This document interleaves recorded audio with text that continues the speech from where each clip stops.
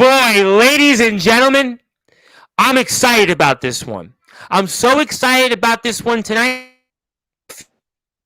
to change my USB cable because I didn't want my USB cable to go out on our guest. I made sure my lights were extra bright because we're in prime time after all. The brightest lights on the biggest stage for a man who figuratively and literally, then, now, and forever, is our greatest backyard champion who's doing maybe his greatest work of his career, going chapter by chapter, defeating those who call themselves the very best in our circuit. Our guest here tonight has a lot to say, especially when it comes to the world, where he's playing singularly in his greatest role, as I stated, as the reigning defending ROEW world champion.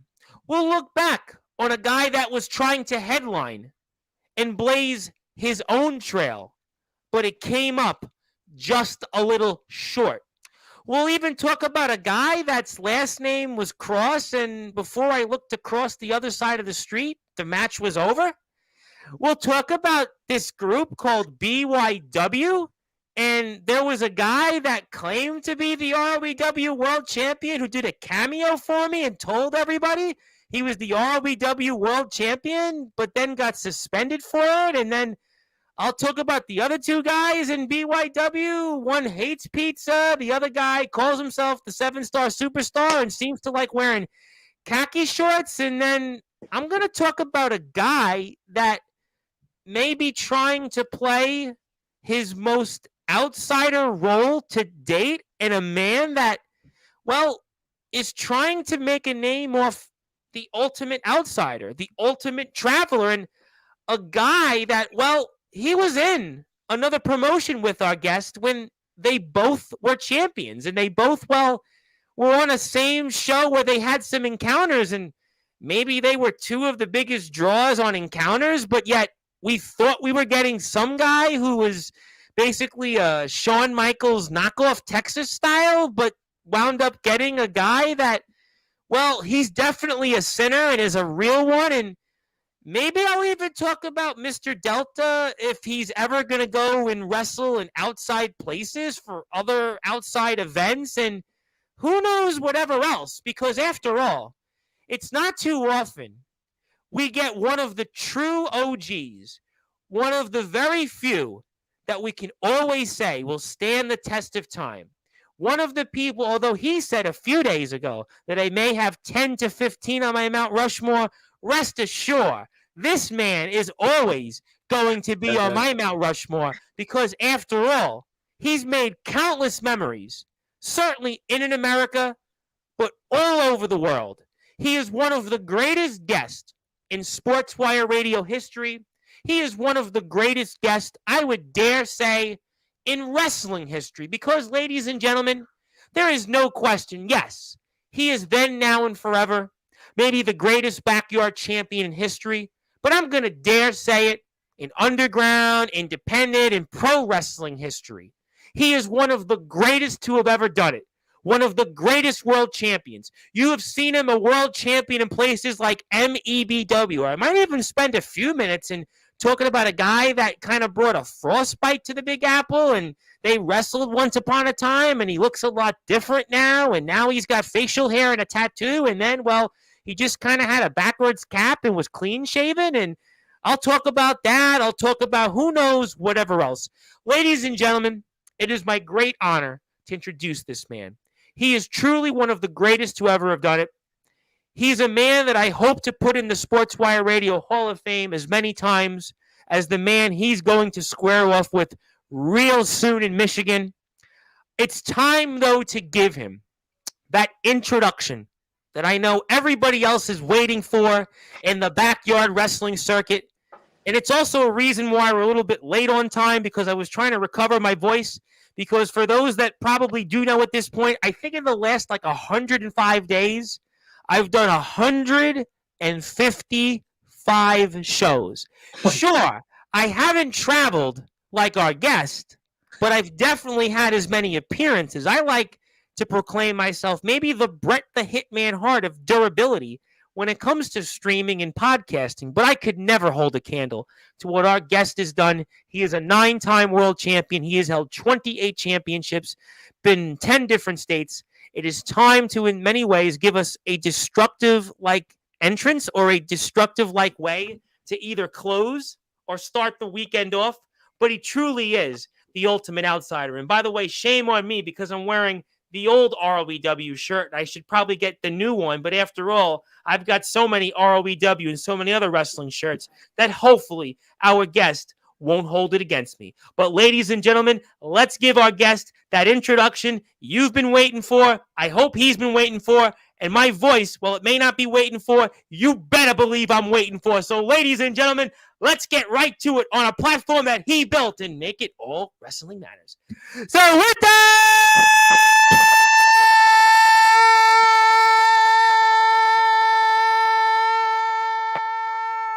Jesus.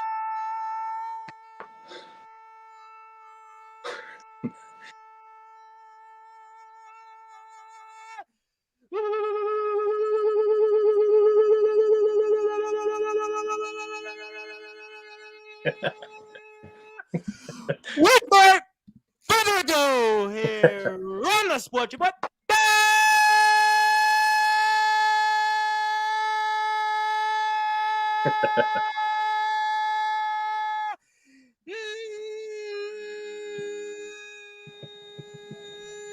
Number one.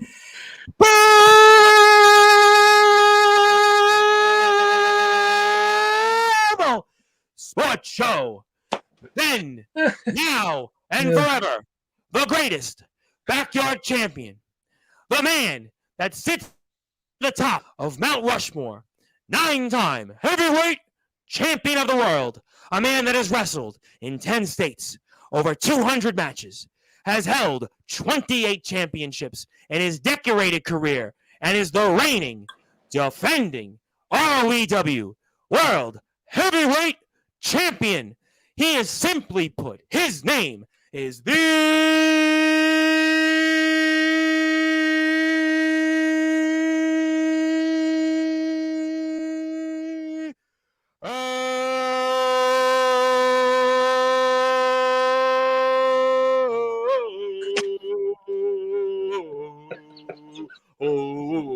outsider Jack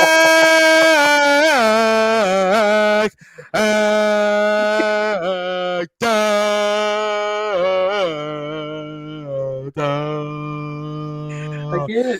The champ is here. Oh my God. Thank you, Tom. You mixed in like Tarzan in that one. That one was crazy. I was doing Tarzan, the tomahawk chop a little bit. I was really, I've been told to try to, create some different intros here. But the champ, I mean, I just want to say it is so good to have you back on Sportswire. It is so good to see you here. And I know you've changed hair colors since then, but I mean, how in the world are you doing tonight? Mixed feelings, honestly. We have so much to cover, right? Every single time I pop back up on here, I feel like I look like a completely different person. So, like, when you go back through the Sportswire ones in the past, like, sometimes I have blonde hair, sometimes my camera quality. But I feel like we've also got, I was speaking with, I want to say it's Silas Walker today. He's like, I want to say something. I really feel like Sportswire, it's changed so drastically, but he was like saying, you've improved even in the last like 2 months. I feel like you've come on here. This is your 5th appearance. I feel like if you go back the first time I interviewed you, it was like I needed a book report to basically remember everything. The second time you came on, I knew you. We were like we were coming off the match with CJ to start the yes, we were on the same page, XCW. The third time you came on here, yes. The fourth time, but now I feel like I don't even need anything. It's just like the flow's been there. Like I said, 155 shows in 105 days. It's almost, to me, like I just think if you go back in the annals of your appearances, if you look at the coverage, just in the backyard circuit, yes, I've done the British circuit. That's a different discussion, different time. But I really feel like if you went appearance by appearance when you've come on, I would like to think you've also seen a major improvement and progression of these shows, really. No, definitely. You are a backyard wrestling and underground wrestling encyclopedia. You're able to name stuff better than some people that are in their own companies. It's kind of crazy. Well, but it wasn't like that overnight. But obviously, you're the ultimate outsider. I never would compete about that. But obviously, it's not about that. We could certainly talk about me, but I'd rather not because there's so much to talk about. And I think, Jack Delta, let's go in chronological order because there are some chapters. There's a lot of things to talk about. We'll mix in a couple of things here. I know a lot of people are in the chat. Thank you so much, everybody, for tuning in. If you're here, hit the sub button for our friends at ROEW. Hit the sub button for me at Sportswire Radio 6579. I'm almost at 1,000 subscribers. They're a little bit ahead of me there. They're going to get there. We'll talk about that. But let's talk about a man that really tried to blaze a trail off you. And that is none other than the headline, Aaron Blaze. And boy, he came on here multiple times in between. I wouldn't want to say a skirmish between you and him, but definitely, let's say that face-to-face where he was really trying to show that he was the true greatest traveling champion. He was trying to show who he was, what he could bring to the table. And I want to get your perspective on it now because you haven't been here since. You had a few words to say before the match. He's been on here a couple of times since, so let's start it off here chronologically for those that are listening and watching here. In prime time, the brightest lights, the biggest stage, the only platform where all wrestling matters. Sportswire Radio, the outsider, Jack Delta, the reigning ROEW World Heavyweight Champion. Talk about your impressions about your match and what everything in the kitchen sink, the headline, Aaron Blaze threw at you. Chapter 2, Aaron Blaze. He caught me by surprise. Because obviously the first thing that I've always critiqued of Aaron was he always chose very interesting companies to go to. Right? Yes. He's the go against the grain guy. Yep. Doesn't go to TBW, doesn't go to ESW, doesn't go to IMF. He goes to, some other companies. Yes. Yeah, he goes to other companies. And like he's always said, he's always trying to make more moments. He's always trying to blaze trails. He's got 1,000 catchphrases, 1,000 T-shirts, 10,000 world championships. I own a couple of them, by the way. I do own a couple of them. Yeah, dude, I need to see your laundry pile of all these. Well, let's just say that I might need some of my bank account to go get security with me, but my shirt collection at this point will probably be buried. I will be buried in it. Yes, it's a long collection. No, but Aaron impressed me. Quite literally. I think that's the one thing that I'm going to always take away from everything that him and I did together, because we had the opportunity to work somewhere else and it never got aired. And unfortunately, YouTube wasn't able to see that. And both of us, to be honest, were a bit heartbroken by that. And ROEW has provided this opportunity, and that's the reason I love it so much, is it is able to make homegrown talent, and it's able to find this balance of bringing new people in such an organic way, where it's just like you have to tune in every single week to figure out what's happening. You have to tune in every single week to figure out where all of your favorite stories and characters are going. And Aaron showed up at a perfect time, because I felt like just after I won the championship, just after I had that match with JX, the next challenger that I had lined up for me was going to be a big name, was going to be a big deal. And he's always talked very highly of himself. He's boasted as many accomplishments that he's had, but it was finally time to put up or shut up. And as much as I can sit here and try to dog on him for anything that I can try to critique about this man, he came very, very close. Well, I mean, we thought, and I'll put it up in a second. By the way, if you are here for the first time, hit that sub button for ROEW. They are literally just a few subscribers away from 1,000. There's a significant importance to that, which I'm going to get to in a little while. So please, if you are here for the first time, or if you've been here before and have not hit that sub button, do that. But yes, he, for a minute, seemed like he was going to be the new ROEW World Champion, and you were going to be almost thrown out the minute that reign started. Yeah, done, gone. My story finished before it could start, and I think that'd be so heartbreaking. And I don't know. I think the beautiful thing about it is it tells a tale of he was so ambitious. He was so ahead of the grain, and he tried so hard. He was so close. He hit me with everything he possibly could. He hit me with 10,000 moves in this match. And just when it looked like he won, got to his head, and he forgot to check the most important thing. And I know this goes back to the thing about like backyard wrestlers that I feel like they kind of forget about sometimes. As sometimes you're on a trampoline, sometimes you're on the ground, sometimes you're in a ring. Sure. And he just forgot about the ropes. That was it. If he would have remembered in his own company, he doesn't wrestle in a ring. Maybe you think that's an interesting point. Do you think that maybe had something to do with it? I mean, that's 10,000%. If YBW and all of his, because I mean he wrestles in places with rings. Yes, UWA, yes, for sure. But it is not his home. It is not where he like his bread and butter is made, where he's most comfortable, where he can scout his talent the way that he does. And when it came time to him being in the ROEW ring, it was just he couldn't figure it out. And with that, though, I was able to counter his burnout. I was able to hit him with that gnarly reverse Delta driver, which I rarely get to pull out. And then I hit possibly the best Outsider's Odyssey I'm ever going to hit.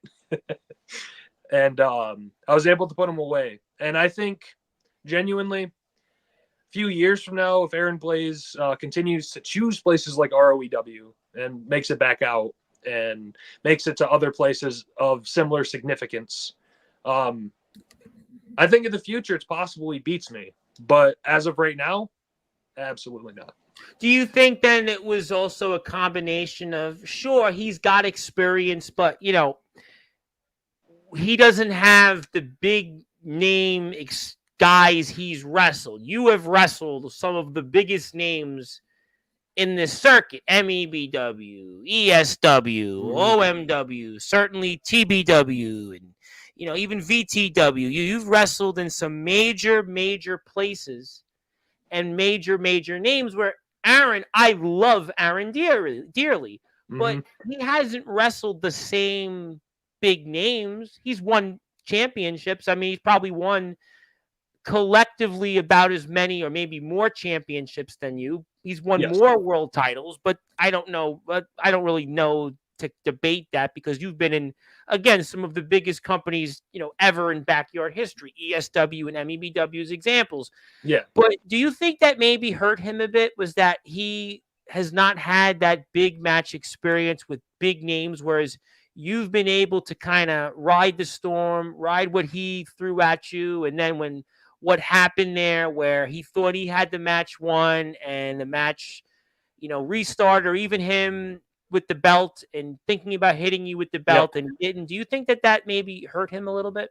Yeah, he was very confused on how he wanted to beat me and fight me. He wasn't sure whether he wanted to hit me with a belt or not, whether he wanted to do it clean, and just that judgment alone is what cost him. And I don't know. I kind of compare it to Aaron Blaze is like the king of his own little hills. You know what I mean? Like he's conquered a lot of guys are like that in the circuit. Yes, and like all of the talent that he's wrestled in these like little hills, when those people venture out somewhere else, they're typically not the kings of those mountains that they go to. They're big fish in small ponds. Yep.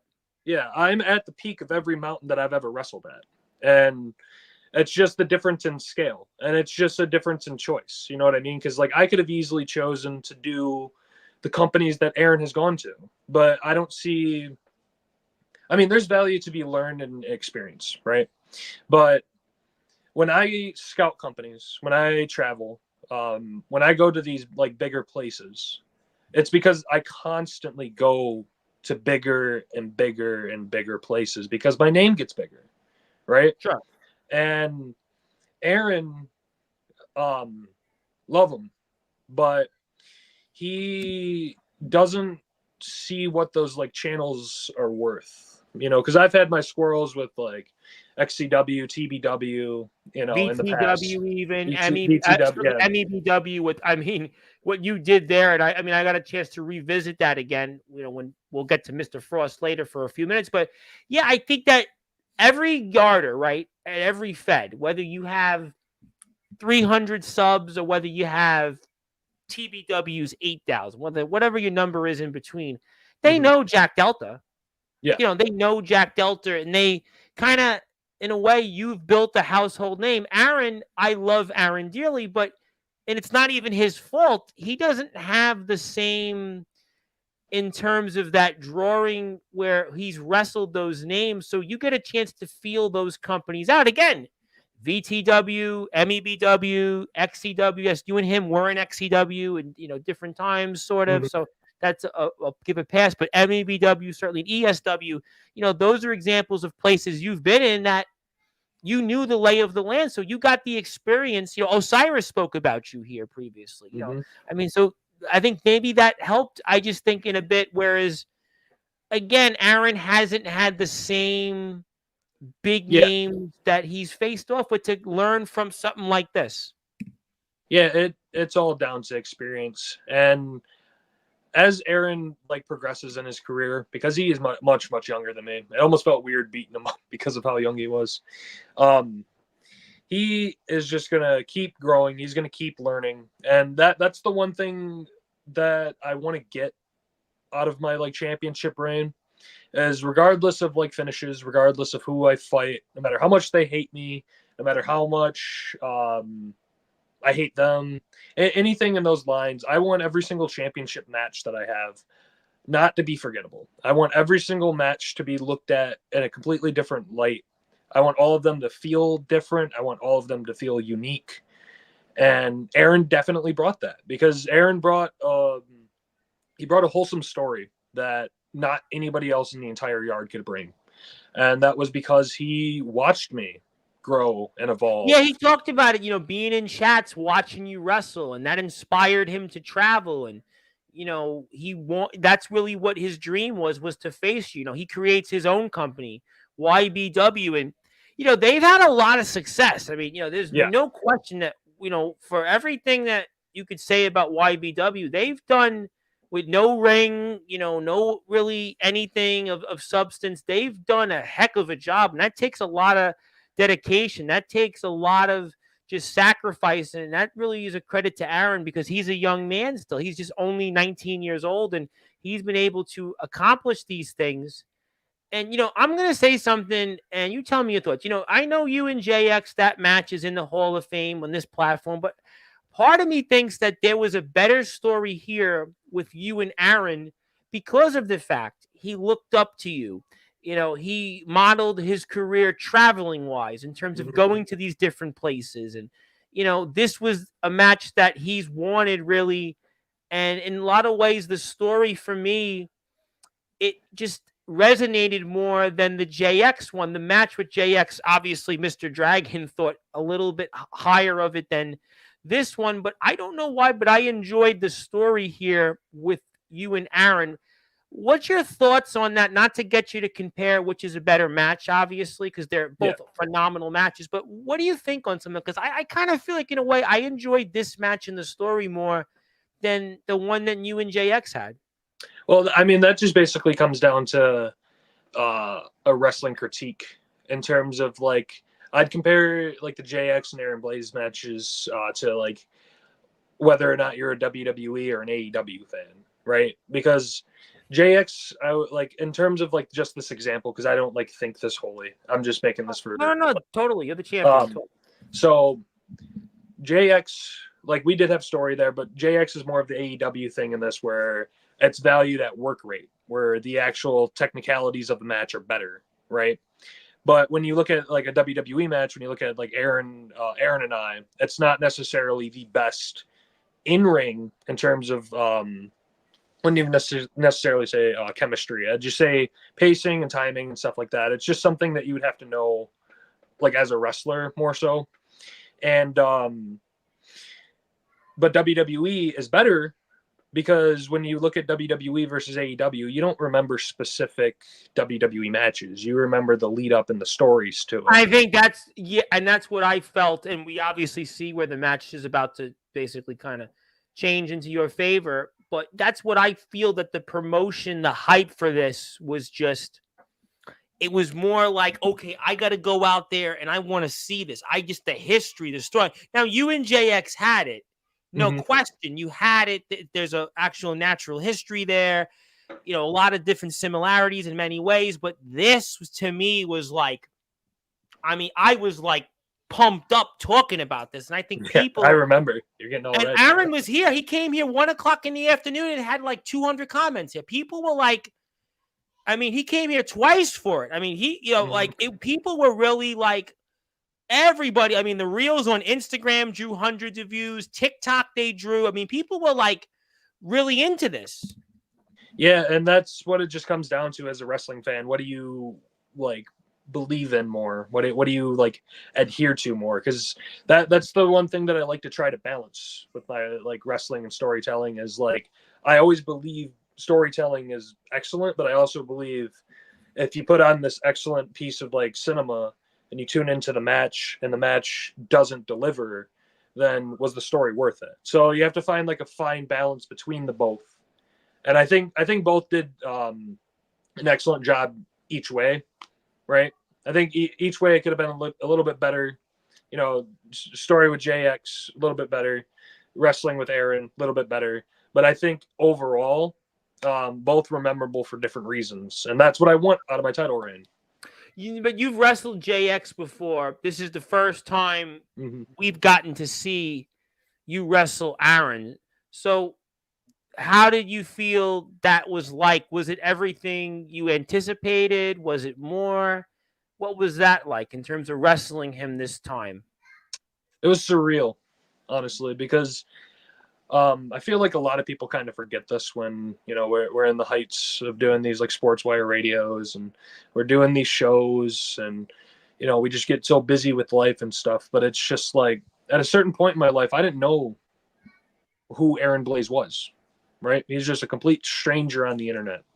And it's because of social media. It's because of YouTube. It's because of these platforms that I'm able to connect with people like Aaron. I'm able to connect with all the people that are watching the Sportswire like right now. And I don't know. There's people are watching us right now. There's a lot of people are tuned in. They're like really hyped up about this. Yeah, and it's just you kind of forget that when you get into this age of, I wouldn't say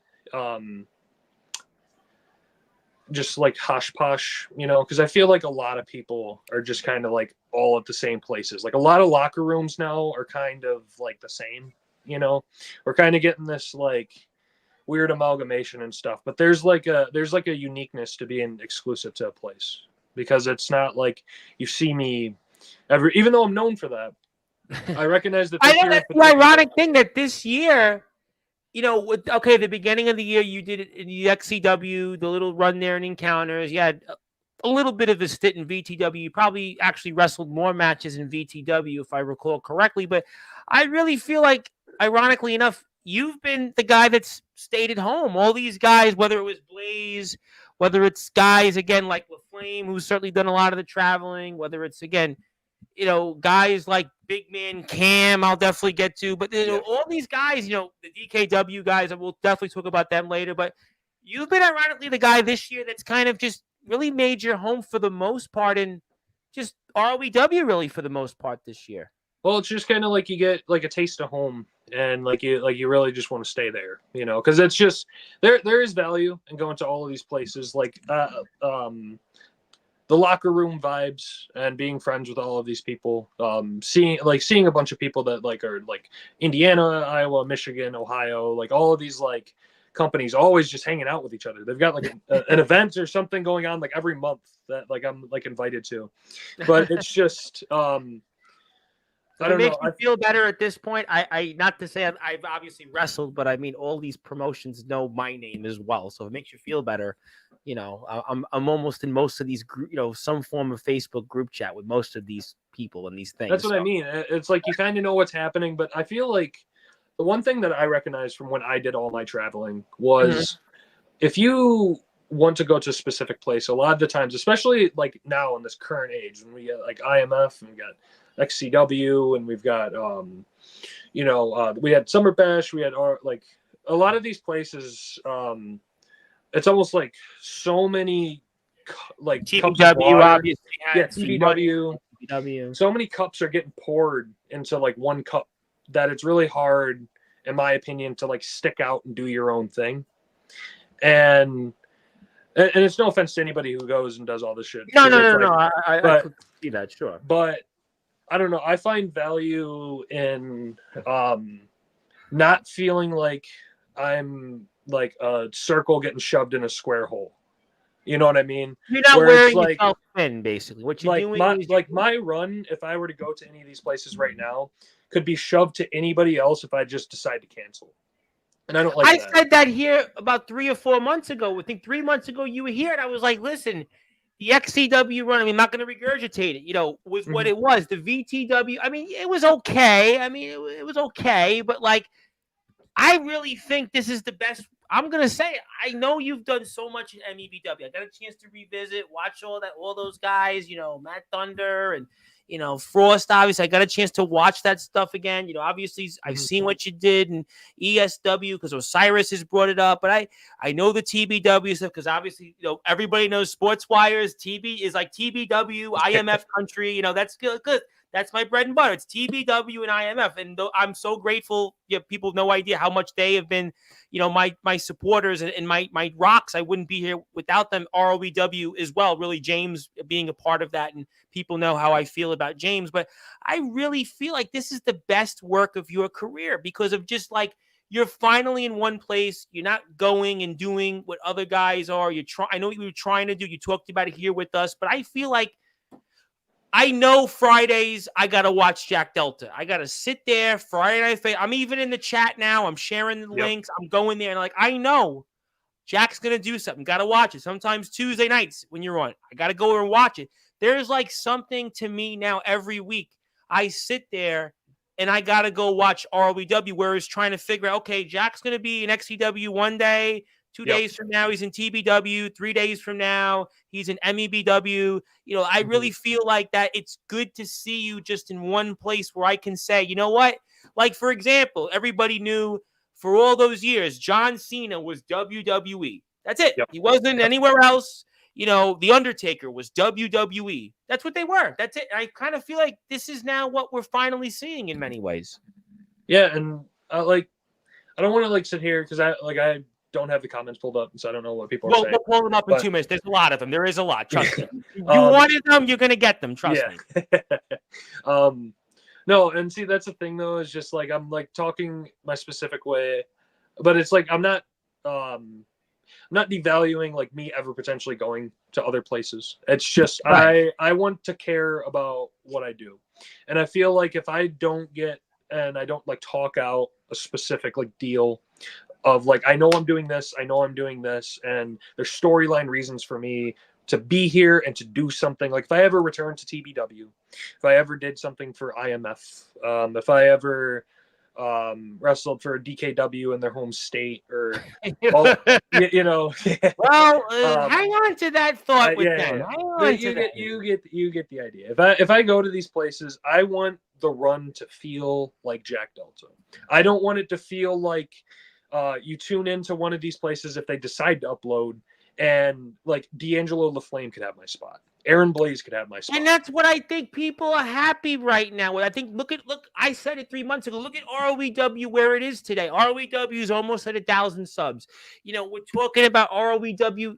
I think ROEW is got a product right now. I mean, IMF's in the underground really, but like I think ROEW is on par, with your old stomping grounds in getting closer to MEBW. I think ROEW's certainly visually right there with TBW. I look at ROEW's product and it's like, and you've been at the forefront of that. You have been at the forefront. You are the champion. You are the top guy. And, ROEW's firing on all cylinders right now. And I think it's good to see you somewhere.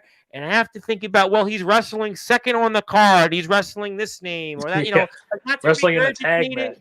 Yeah, I mean, like, wrestling where you're like doing a comedic thing and you're running around and it's goofy and you're playing with somebody's trading card or figure. It's like, I mean, listen, I think you, like I said it then, this is why it's so good to see you just straight. This is where it is. And I think the reception in ROEW shows that. And I think it's good to see you carrying a company that's now there. I mean, almost 1,000 subscribers. ROEW was what this year? 400 to start the year? 500? So to go from 4 to like almost 1,000. I mean, I guess James is helping, certainly. We'll get to but that's the thing, is it's an amalgamation of all of us, because like I can take a specific amount of credit for being the face of the company, right? But it's not necessarily being the face. I'm trusted to be the face, right? To promote it, to have these good matches, to push these stories and stuff. But ROEW wouldn't be in the place that it is if it didn't have some momentum behind it.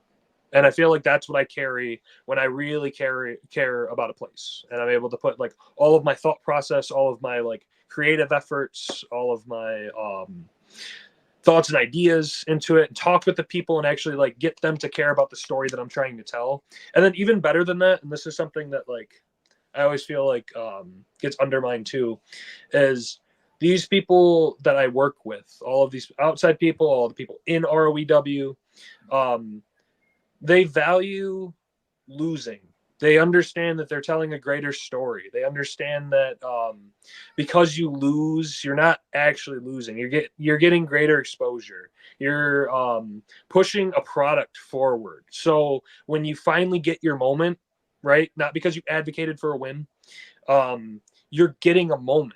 People will talk about it. People will remember it. And I feel like that's like something that's like lost when there's just all these companies just kind of like stacked together. Because I it's want to like get people comments in a second. I know a lot of people want to talk to you, but I want to ask you one more thing on Aaron Blaze. Yeah. Like, would you want to see Aaron Blaze back in ROW? I asked him when I put him in the Hall of Fame a couple of weeks ago, and I asked him, I'm like, what's the future? And he, I think it was generally everything's good. He had the match with C-Money. That was the last we saw him in the Prestige tournament. A hell of a match. I think, again, C-Money's had a phenomenal run. We've seen we're going to get to the man that he wrestled most recently. I'm going to get to that. But, like, do you think you'd like to see him back in there? Do you think we'll see him back? I would love to see Aaron back in ROEW. I would absolutely love to see Aaron Blaze back in ROEW. I think he has the most to benefit from coming to ROEW, because it's I don't know. Like I love Aaron, right? But a lot of like, let me propose a scenario for you here. Go for it. Say Aaron Blaze beat me for the ROEW World Championship, and we now have Aaron Blaze as the world champion. What is Aaron's story? Because 99% of the stories that Aaron goes to tell when he goes to all of these companies is how he's an underdog, and he has to fight from like the slums, and he has to do all of these things. Travels 9 hours on Greyhound. And it's like, what is Aaron's story when he finally wins the big one? What do his promos sound like? What is his mentality? I don't know. His attitude? I don't know. I don't know. I admittedly do not know that answer, because we had the XCW run, and it was, again, not going to go down the road. I mean, okay, he's in UWA. UWA is okay. I mean, we work with them here. It's okay. I mean, there's definitely some things that are good there, but he's not that underdog in UWA. He's got his own Fed YBW, but I don't know if he had beat you. If you're asking me, I guess the only thing you could say, well, he's the greatest traveling wrestler. That's really the only thing. That's the end of it, and because it's like a little footnote instead of like continuing. Because he lost. But if he continues with ROEW, there's that sweet, bitter defeat that he took because he did a burnout. Black, there's some, potential there. I think there was, we saw that the segment Good Guy Gossip. I think that Jason Storm, he's got history with. I think there's some things that I think naturally I would love to see him here in ROEW. I say it all the time, on and off the. I think he would do his best work, and I think he got some of his best exposure outside of his own company in ROEW. Again, it's being completely. I'm actually trying to, be very neutral about this time, but I think that he's gotten his best exposure in ROEW. Really. No, I think so too, because a lot of the other places he like. He's undercard fodder, and I hate that. And what other guys have told me, and other feds that were top champions, they said to me, he's a big fish in a small pond. No, he really is. It's really unfortunate, because it's like how I view something we're not going to sit here and shoot because it's just not that type of night. But Aaron shouldn't be like a heritage champion. Aaron should be in contention for the world championship because he's one of the only things drawing eyes to a product like that. And like not being so tone deaf and not being able to like recognize that because you want to tell these specific stories because like this person's been with the company long enough or this, that, or the other thing. And you like disregard. Well, I think that's why the ROEW thing, and we're here with, of course, the legendary Jack Delta, who then now and forever is the greatest backyard champion. He's on my Mount Rushmore. He should be on yours. If you'd like to support ROEW, that's their links. They've got merchandise. Get it like mine. Please support them. They're almost at 1,000 subscribers. My name is the Reverend Tom Bryce. You have voice figuratively and literally all wrestling matters. But again, I know there's so many comments, but one point on Aaron is that I agree with you. Regardless, is that the run in ROEW? Think about it, right? The payoff with you. Yep. Even the match. C Money is red hot right now. C Money is having match after match, and it's good to see a guy like him get his praise. You know, homegrown talent, right? And Jacob, how about Jacob Collins? I mean, so the point is that I got to see things with him that, you know, I didn't really see in XCW. I know he wrestled like Miano Diaz, you know, Chris Jones. It was okay. You know, UWA, I love UWA, but I'm not, like you said, I'm not getting the main event yet. I got that here in ROEW. So to me, I feel like that there is a lot of things that in a platform that is growing, in a platform that is on par right now to a TBW, that is on a par to a platform like a VTW in terms of the overall product and the feel. Yep. I would love to see him here, but you know, it's his call and we'll have to find out. But I know so many people want to talk to you. I feel like people want to shoot me if I don't let them get a chance to talk with you. So, yeah, I feel like it's about time. Let's do it. I've got an hour worth of him. Yes. Hi, Zilla. Good to see you. Thank you for tuning in. Soldier GP says hello, and thank you, by the way, to Hillbilly Tilly, our general manager in the AWL, because he shared the interview that we have right now on X. He just shared it and said, go out and watch this one. Yes, love Tilly, and it's good to see Tilly. I haven't seen Tilly in the chat in a while. Is everything okay, Hillbilly Tilly? I haven't seen you here in like days. I don't know. Is everything all right? Yes, thank you, Zilla. Zilla says hello to everybody. My buddy Ox McCoy is here. Ox is always bound in blood, reigns in blood, sends all his messages in blood. I think he's here for the man we're going to talk about at the end of the show in about an hour or so. So stay tuned for that. Yeah. Woo Riders, who has been a regular, says everyone have a great and healthy upcoming week. I hope so. I'd like to have a healthy and upcoming week. I hope everyone else does as well. Yes, it's been a wild one. Soldier says, how are we both doing? Very good to see. I want to say hello to my buddy Il Drago, the Samoan Dragon from the IMF, who's a part of the Backyard Havoc coming up. Why is that important? Stay tuned. He gives us a Samoan word. Tell me what it is, Il Drago, and I'll translate it. Mr. Kron is here. He will also be brought up here very shortly. Hang on for that, but I know there's tons of comments here. My buddy Alan Michaels is in the house. Alan Michaels, who's worked his way up here nicely. Alan Michaels has gone from a guy that is on the verge, could be holding gold. You know, anything you want to say about Alan Michaels? He's one of the guys that I think in the TBW season so far has really shined nicely. He's had some really good matches with some different guys. Chaotic, who you've wrestled. Yep. Obviously, Jay Wild, he's battled. Atomic Titan, he's got a victory over. He's had some great matches. Joe Anderson. And I know you're busy with ROEW, but your old stomping grounds in TBW. Anything you got to say on my buddy Alan Michaels? Alan Michaels, like TBW is a fantastic product for what it produces. And Alan Michaels is one of those like exceptions where it's just like, it's almost like a D'Angelo of the Flame where he floats just above the company in terms of relevancy for me. Like I hear, and there's no offense to TBW because I do watch TBW, but I hear more about Alan Michaels than I do TBW, if that makes sense.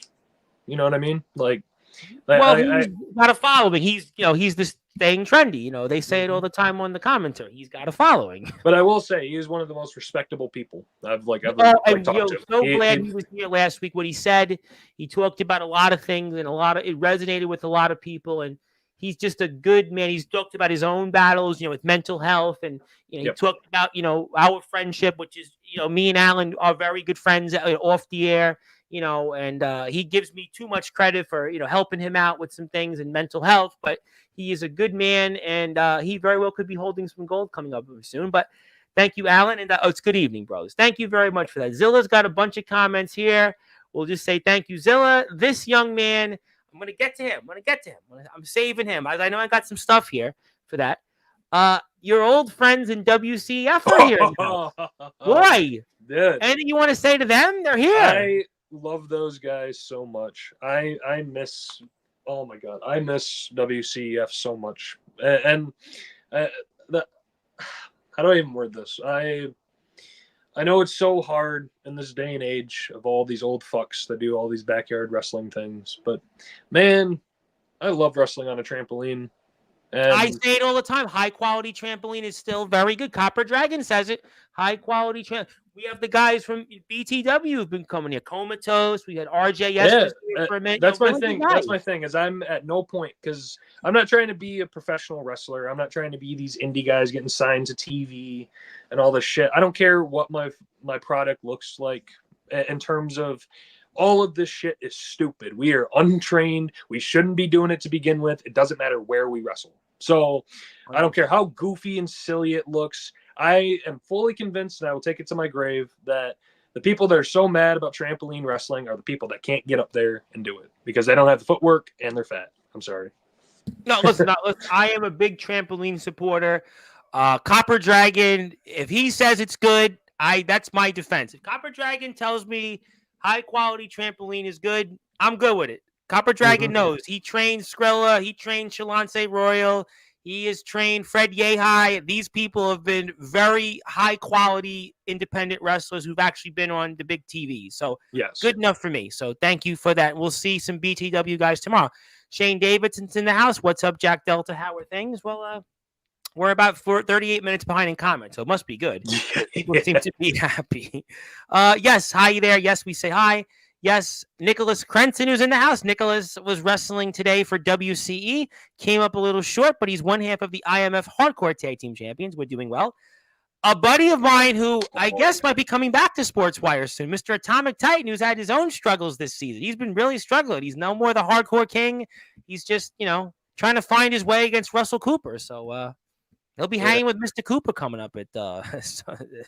I don't know. I don't care. Atomic Titan is the Hardcore King. Was one of the greatest runs in backyard and underground history. Apparently, it's no more. Yeah. And he got to the point that everyone acknowledged him, whether they wanted to or not. So, and that's better than most people can say about anything they've ever done. So, kudos to Titan. I still recognize him as my Hardcore King, I'm glad. And I respect I'm not him. The only one that said that, but.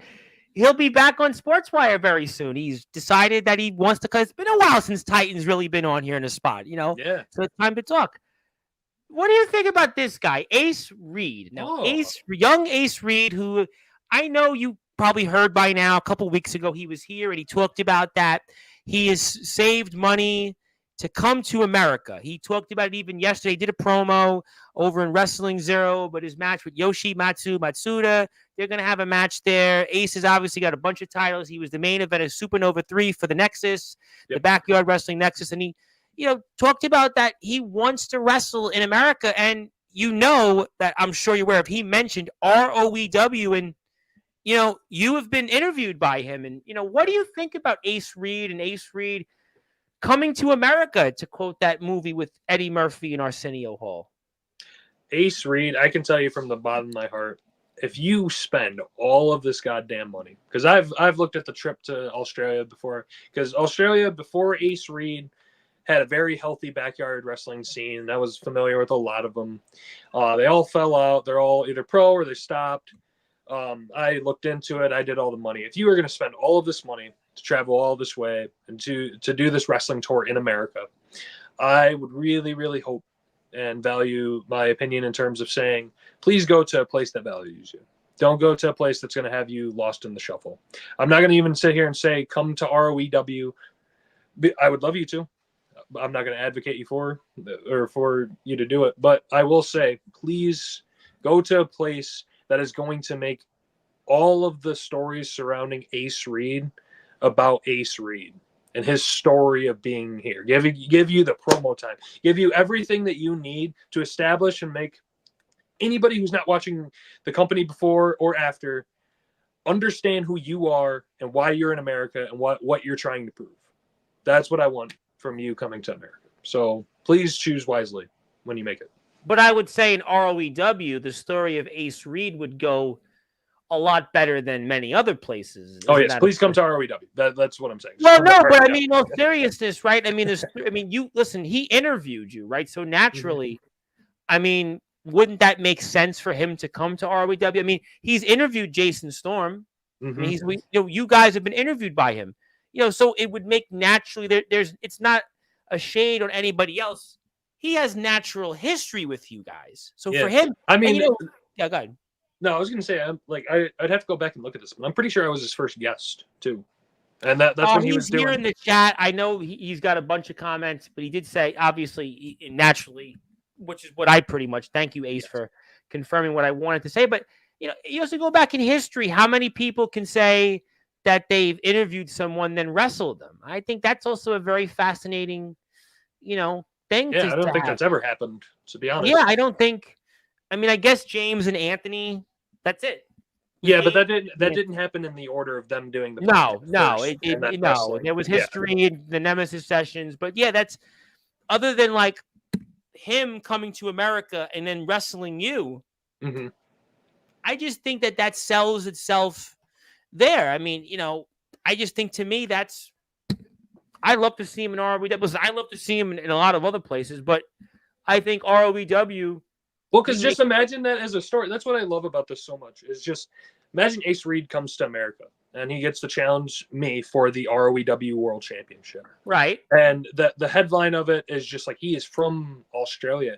Not only if there's the opportunity presents itself, he's able to beat me. He's taking the ROEW World Championship back to Australia. We'll never see it again. We'll have to deal with Jason Storm's and also, I mean, Midwestern think about this, title. right? Wouldn't it be where Ace Reed is essentially he's traveling more miles than anybody else in history?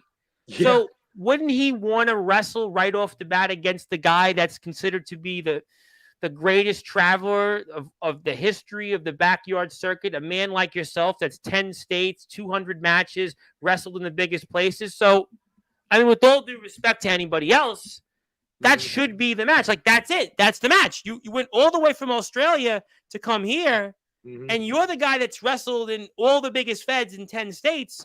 So naturally, that should be his match.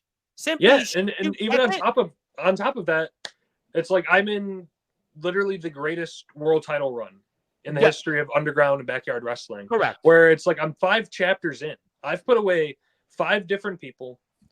From all different types of wrestling backgrounds and styles and athleticism. And he gets the opportunity to take that away from me. He gets the opportunity to put me away and say that not only is he better than me, he's better than every other person I've beaten. At the top of my game, on a channel that's growing day in and day out, gaining more momentum and subs and likes and comments every single day. I remember it was yesterday, like I said, I go back.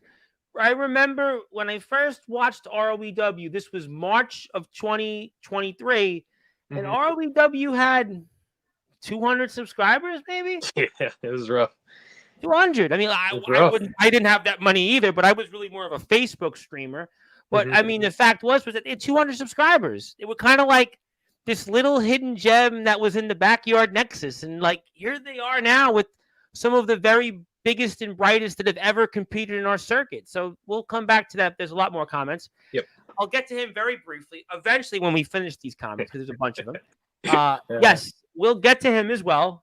Hold your fire. James Taylor's in the house. Who said, hello, Yam. My name's Tom, but he said, Mr. Delta. What did you think of James Taylor making that return to the ring down south? He made a return to the ring. He wrestled. Oh. What did you think about that? I'm so glad he got his ass out of that room he's always in. He got back in the ring. That's all I'm in the same room, really. But go ahead. No, but he's an active wrestler. He's got 10 bajillion people on TikTok. Yeah, he's I don't know. I'm very happy for him because that's all I've ever advocated for him. Is I know how much he loves wrestling. He lives and breathes it. He's here every night. He does. If I have a mid guy or a guy like you, he's here every single night. That's what I mean. And he's such a supportive soul. Oh, yes. So it's it was excellent to see him have some new footage that he can like make some highlights out of and talk about. Yeah, it was fun. I loved watching the match. We got a chance to talk about it. James got a moment. It was great to see, and I'm just waiting for him to finally show up in the ROEW arena, though. Yeah, I know. The hell's gonna freeze over the day he announces that he's gonna show up in person for the first time. Well, we'll find out here. I want to say hello to our friends in BTW because I'll have the coverage for them tomorrow. I've gotten a chance to know some of the guys there. Comatose, who's in our Hall of Fame. Mr. Frost, obviously. RJS, Swift, the BCF threesome. Again, really love those guys. I got to be honest, love those guys. Love BTW. Just really, really enjoy getting to know the guys. And I'm happy they're here with us. Another great addition, some new additions to Sportswire, and they've become a nice addition. And this young man says hello, the All Wrestling Matters World Champion, D'Angelo the Flame. And, hello, D'Angelo. I tip my cap to D'Angelo. Yes. I respect anybody who tries to do all the traveling stuff. He's the real raw energy, yeah. Because there's a certain value in sticking in one place and doing what I'm doing, but there's also value in like testing your name against all of these other people. So I love D'Angelo. I hope I get to meet him one day. I have him back on Sportswire. He actually hasn't been here in a while. Maybe the traveling to the streams have even caught up to him there. He does. Maybe what it is he's traveled so much he doesn't even know where he is right now. Maybe he's in like Arizona and we don't even know it. Well, I think that D'Angelo.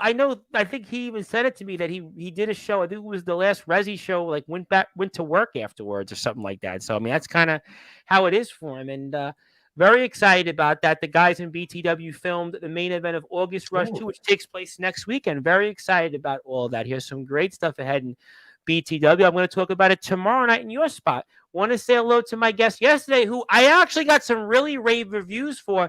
Big Tex, the sheriff of DBW. And he was also telling me what a small world that he wrestled in WZW. And he knew Eddie Exile. I was like, wow, I didn't even realize that.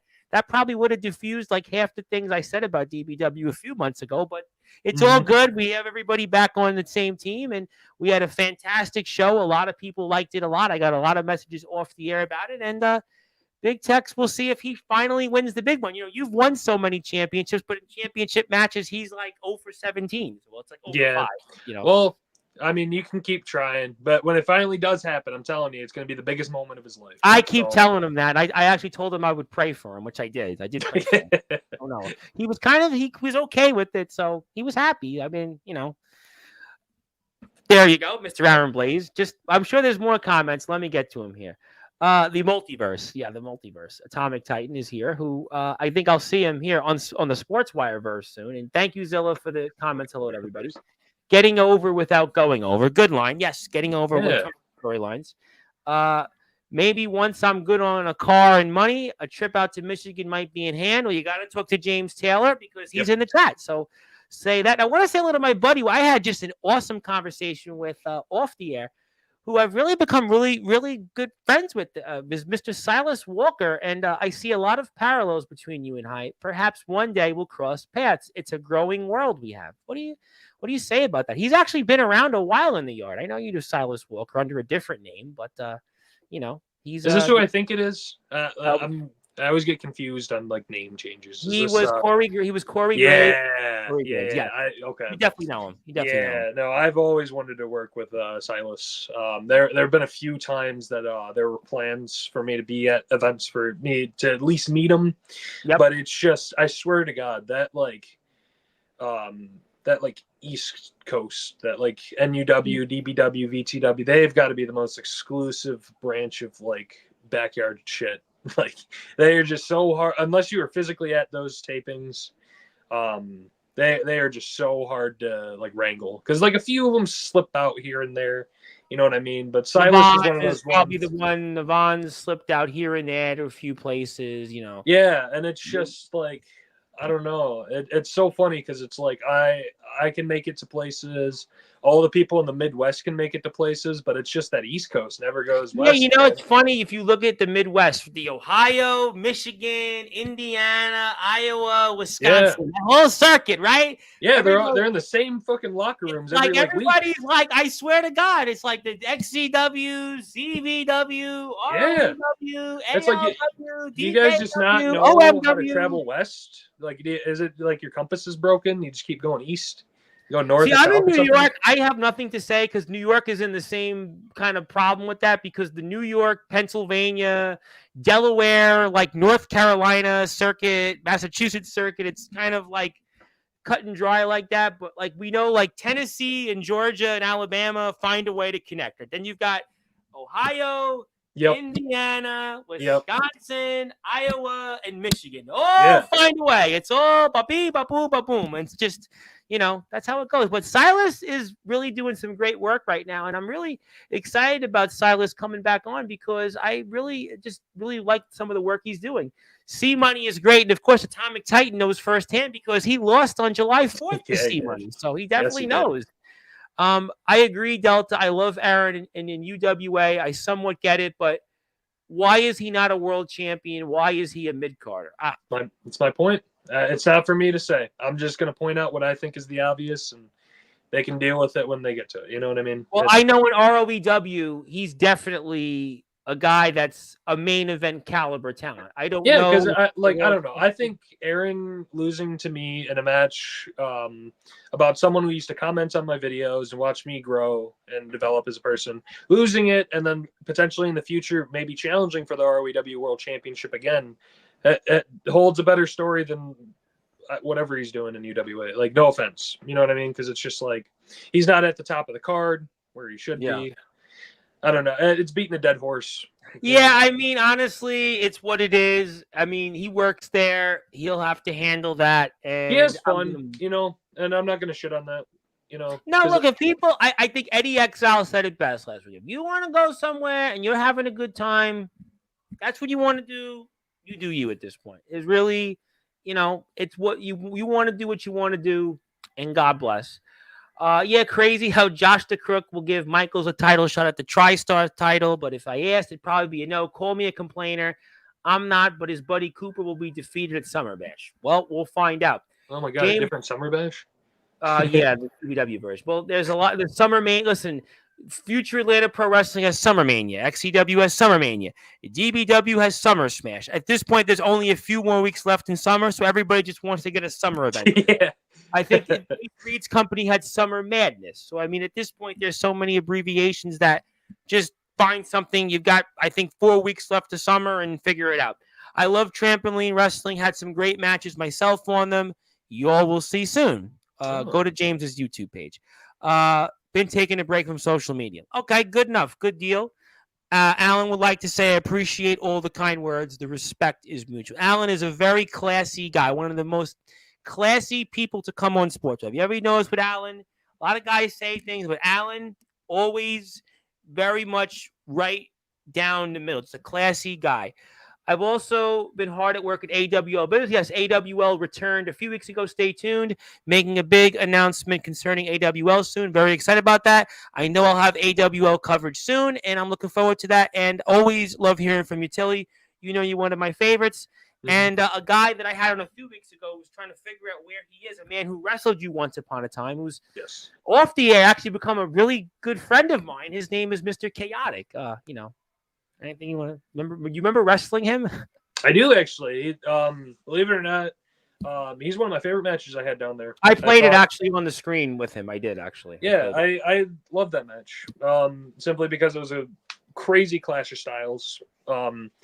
He, I know he's in a different attitude now, but when I wrestled him, he was a young, not even young. He was just an upstart. He had a lot to prove. He was throwing himself all around that fucking ring. That Swanton bomb that he hit me with is one of the craziest. Spot machine match. Yep. Yeah, and it's just, I don't know. There's value in having it sometimes, just because it was the only thing I do remember about that match, outside of it just being very, very fun for both of us, because he's more athletic. He can move. We can both do moves back and forth and stuff. It was very, very hot that day, and that was the match I really felt it. Because I remember I hit I think I finished it with a Delta driver, and when I hit the Delta driver and I fell into that pin, that was the most shoot I've ever felt, because that was me. Well, Alan was telling me this year he wrestled a couple of times there, and it was like just like death. I mean, it's unfortunately that's just you get there in July, and that's what it was. But shout out to Mr. Chaotic. Mr. Titan would like to say, I appreciate it, Delta, but can't believe Manny Cobra got lucky and then decided to retire my title. Ridiculous. Well, that's the luck. Speaking of people who like to be in ROBW, his name is, it's Jacob Frost, but it was Jacob Frost there. And, rebrand. New names. What did you think of what Jake, it's a good time. I think there's still a lot of comments, but what did you think about Mr. Frost and, some of the things, he said, obviously we played the match on the screen and he's, brought himself back into the backyard circuit and, any just quick thoughts on him? Firstly, that match, I know he probably loves it, but man, we've both grown a lot since then. I think, correct.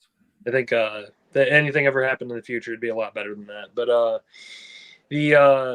I don't know, him as a person is very interesting, because I do remember, because that's one thing that I always kind of forget is I am older, so I just have more life experience, not even wrestling experience. And when I met Jacob a few years ago and we wrestled with them and stuff, he was an annoying ass kid. And it's just, he's had the time to recognize his mistakes and realize that his actions have consequences. And he could see that through, he was a part of a generation of backyard wrestling that's heralded. People remember MEBW and WWA and all these companies. And Matt Nolan, Thunders, the Chris Eric Storms, yep. And he was technically, a part of that. But if you ask any of the people who were involved with it, he wasn't, because they weren't a fan of how he was as a person. But we'll probably agree to disagree on things, but I'm willing to patch stuff up with him, just because, time heals wounds. And I think he's, made it come back. He's come back into the yard for a little while. I think he's made clear what he'd like to do anyway, but he was, a part of a period that maybe this Sportswire generation didn't really see. They didn't, because they're born the, IMF WCE crowd, the Resurrections, they're missed probably some of that, or they don't. Yeah, they missed that entire crowd of people. No offense to them, and I'm not going to sit here and advertise it, but it's just they missed the entire generation of me growing up. I was there before all of them. You know what I mean? And it's just, it's fascinating that I have an entire generation of people that I'm associated with that don't do this anymore. So whenever one of these old names come up, it's to these guys, it's who the fuck is this guy? Why should he matter? But it's ages ago. It's funny you said that. I was thinking it was I thought it was a big deal to have him here, because going back, I mean, I've known him for the BTW, but like you said, he had some really big moments, but as he said it himself on here, he kind of stepped away from the yard. So the newer generation of people that have been born here, whether this is just stating it, IMF, the WCEs, the newer XCW crowd, the Resurrections, the TBWs, they didn't really know what you guys did in, WWA or in, MEBW or, all these places that were a part of these really big moments. So they, on paper, it doesn't connect to them, because in the back, it doesn't connect to them simply because it's just kind of a life thing where it doesn't necessarily benefit them. They have no gain from going back and watching a bunch of my old terrible yarding, but it was a part of my evolution, so it's what can you do? It's let's get to more comments. People really want to talk to you. Yes, thank you for that. A future ROEW Midwestern champion will be named to the ROEW Southeast champion. Those poor DKW guys, man, I swear. We're going to get to them next. When I get to these comments, they're next. They're coming up next.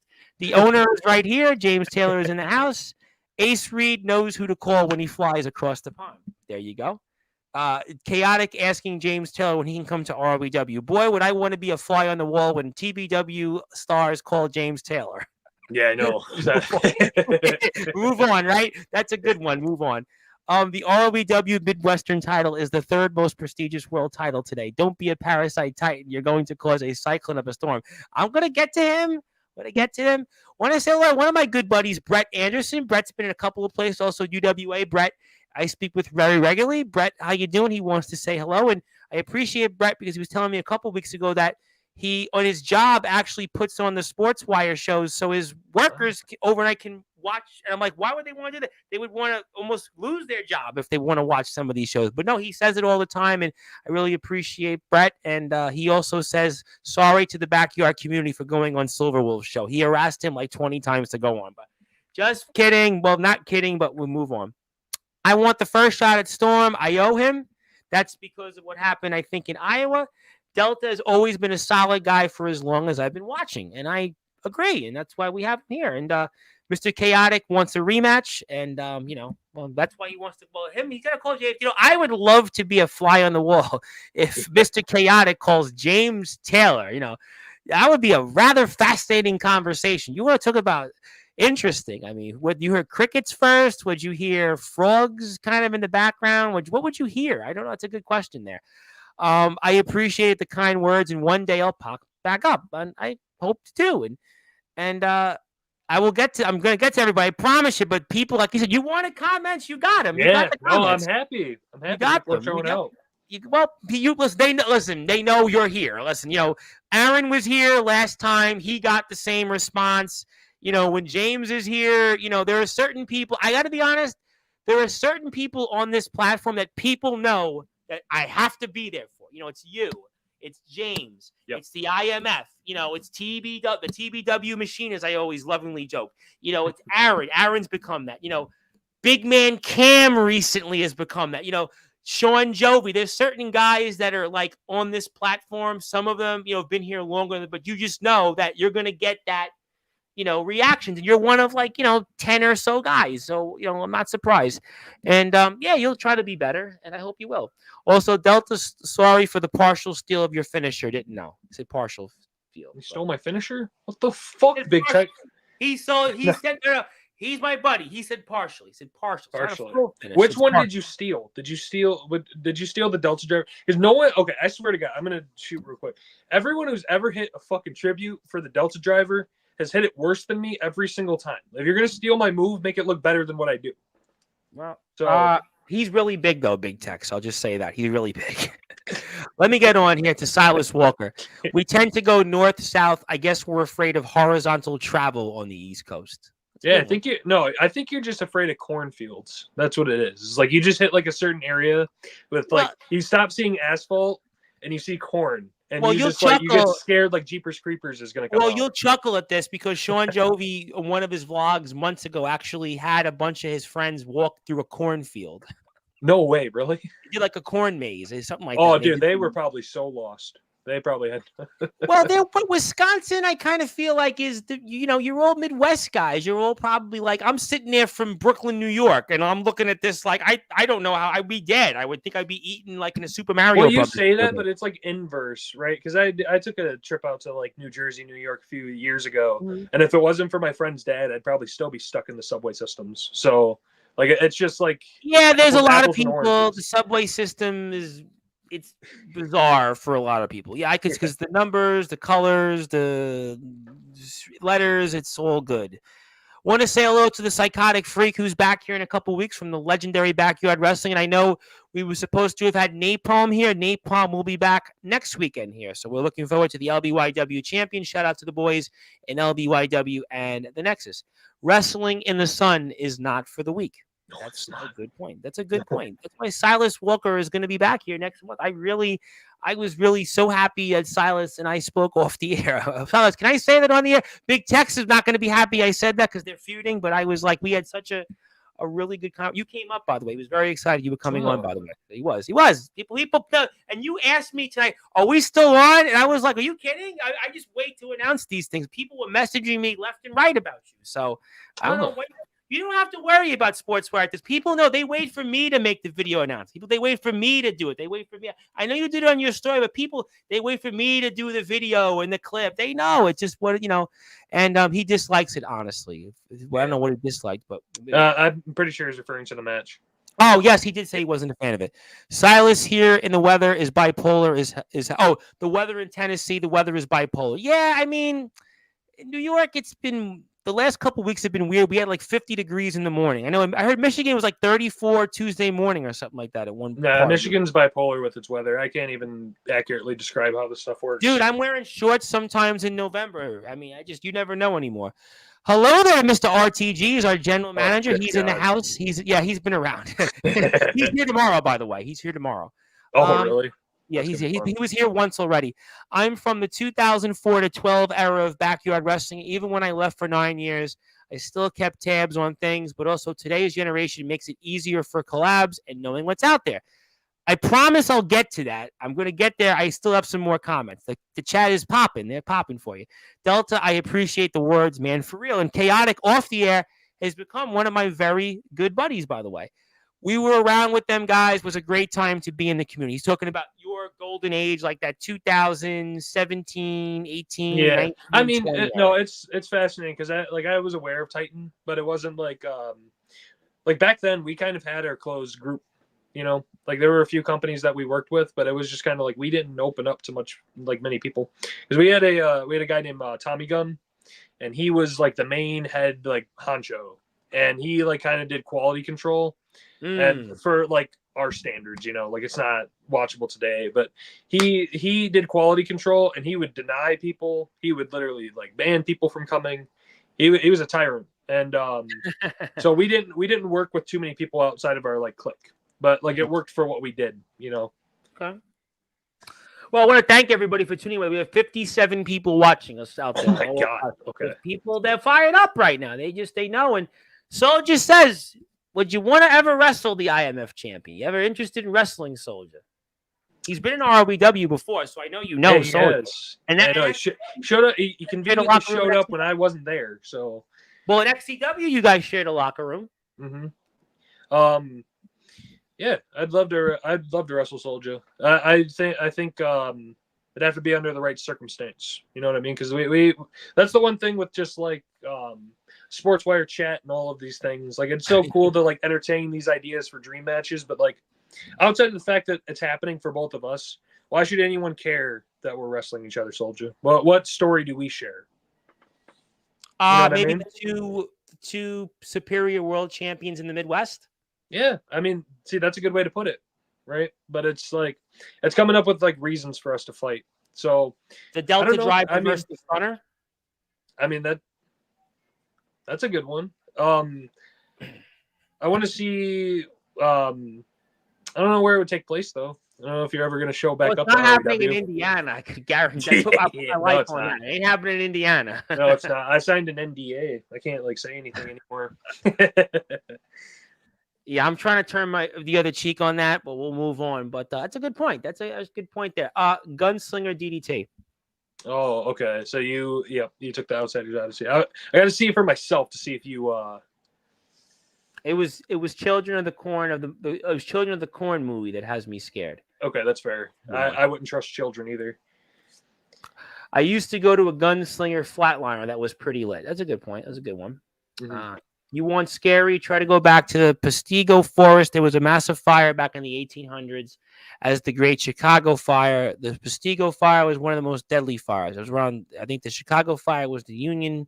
Thank you, Nicholas, for remember that next time on Sportswire. Yes, hello there, Zilla, with the usual comment. There's a hell of a place I'd love to go to, honestly, before I eventually leave the yard for good. ROEW, IMF, UWA, XCW are the main places. Well, two of those places, I think, the first two are the ones I'm pretty sure I think somebody winking a nod might have connected you, at least the second one for sure, starts with an I. It wasn't Mr. Delta as the hint, but also thank you. That's a good point. Those are some very good places, and maybe you'll show up in ROEW. Nebraska to Michigan is how far again? I think it was like 10, 12 hours, something like that. It was like an obscene amount of time. But I didn't realize it was that far, Michigan and Nebraska. I didn't realize. Yeah. Well, that's the thing with like Midwest travel is like I don't know if you're like familiar with this concept, but like Europeans found out how long it takes like Michigan people, like Midwestern people to like travel to places. Because in Europe, if you travel 45 minutes to an hour, you're in like 3 or 4 different countries. And then like here, you travel 45 minutes to an hour and you're at like the nearest Walmart. because that's just like the size difference. So Well, like, where I live, I go 45 minutes. I just go to one neighborhood if I'm driving. see, that's what I mean. America's just so massive that you don't really like think about it. But the people in the Midwest, they're just built different. They're like, oh, why take a 3-hour flight when I can drive for 10 hours? And it's like, you listening to yourself? I got a lot more comments. So they just popping up, and and I'm almost finally done with them. Tommy Gunn was an interesting character. Also, Jake, what about TBW? See, Jake, you left out one. I was waiting for you to bring up TBW. Oh, although he said not a huge fan. So, well, here we go now. Now the fireworks start. Good news, we aren't in the middle of that. But I'm a fan of TBW, though. I'm a fan of TBW. So hopefully the TBW supporters know that. But I think they do. And I'm a fan of all the companies there Jake mentioned, with the one in Indiana, the least friendly one. But we'll just leave it at that. Thanks for taking on Swift, even though Tommy Gunn didn't want you, if I remember correctly. Glad we got to come at the end. RTG. RTG, don't mention Swift while I'm here. RTG, 13 hours from Nebraska to Michigan. And let's see here. We can see, well, Soldier read my mind. We can see who the dominant world champion is. It says 11 hours and 1 minute. Okay, I think I finally covered every comment. It took me a while, so I want to talk about. I want to stay in ROW first. So let's talk about, obviously, you got a chance to wrestle. Speaking of DKW, which will tie into a couple things. Yes. You got a chance to wrestle Darkron and Matthew Forsaken. Two guys in the same match. In the same match. Two guys that are, again, all-time Sportswire OGs in our history. They've been here almost since the beginning. I'm covering the backyard circuit. They are guys, obviously, neighbors of yours. And, a match a lot of people would have never thought happened, but it happened. And what was it like wrestling Darkron and Matthew Forsaken, now the newest members of ROW a few weeks ago? What was that like?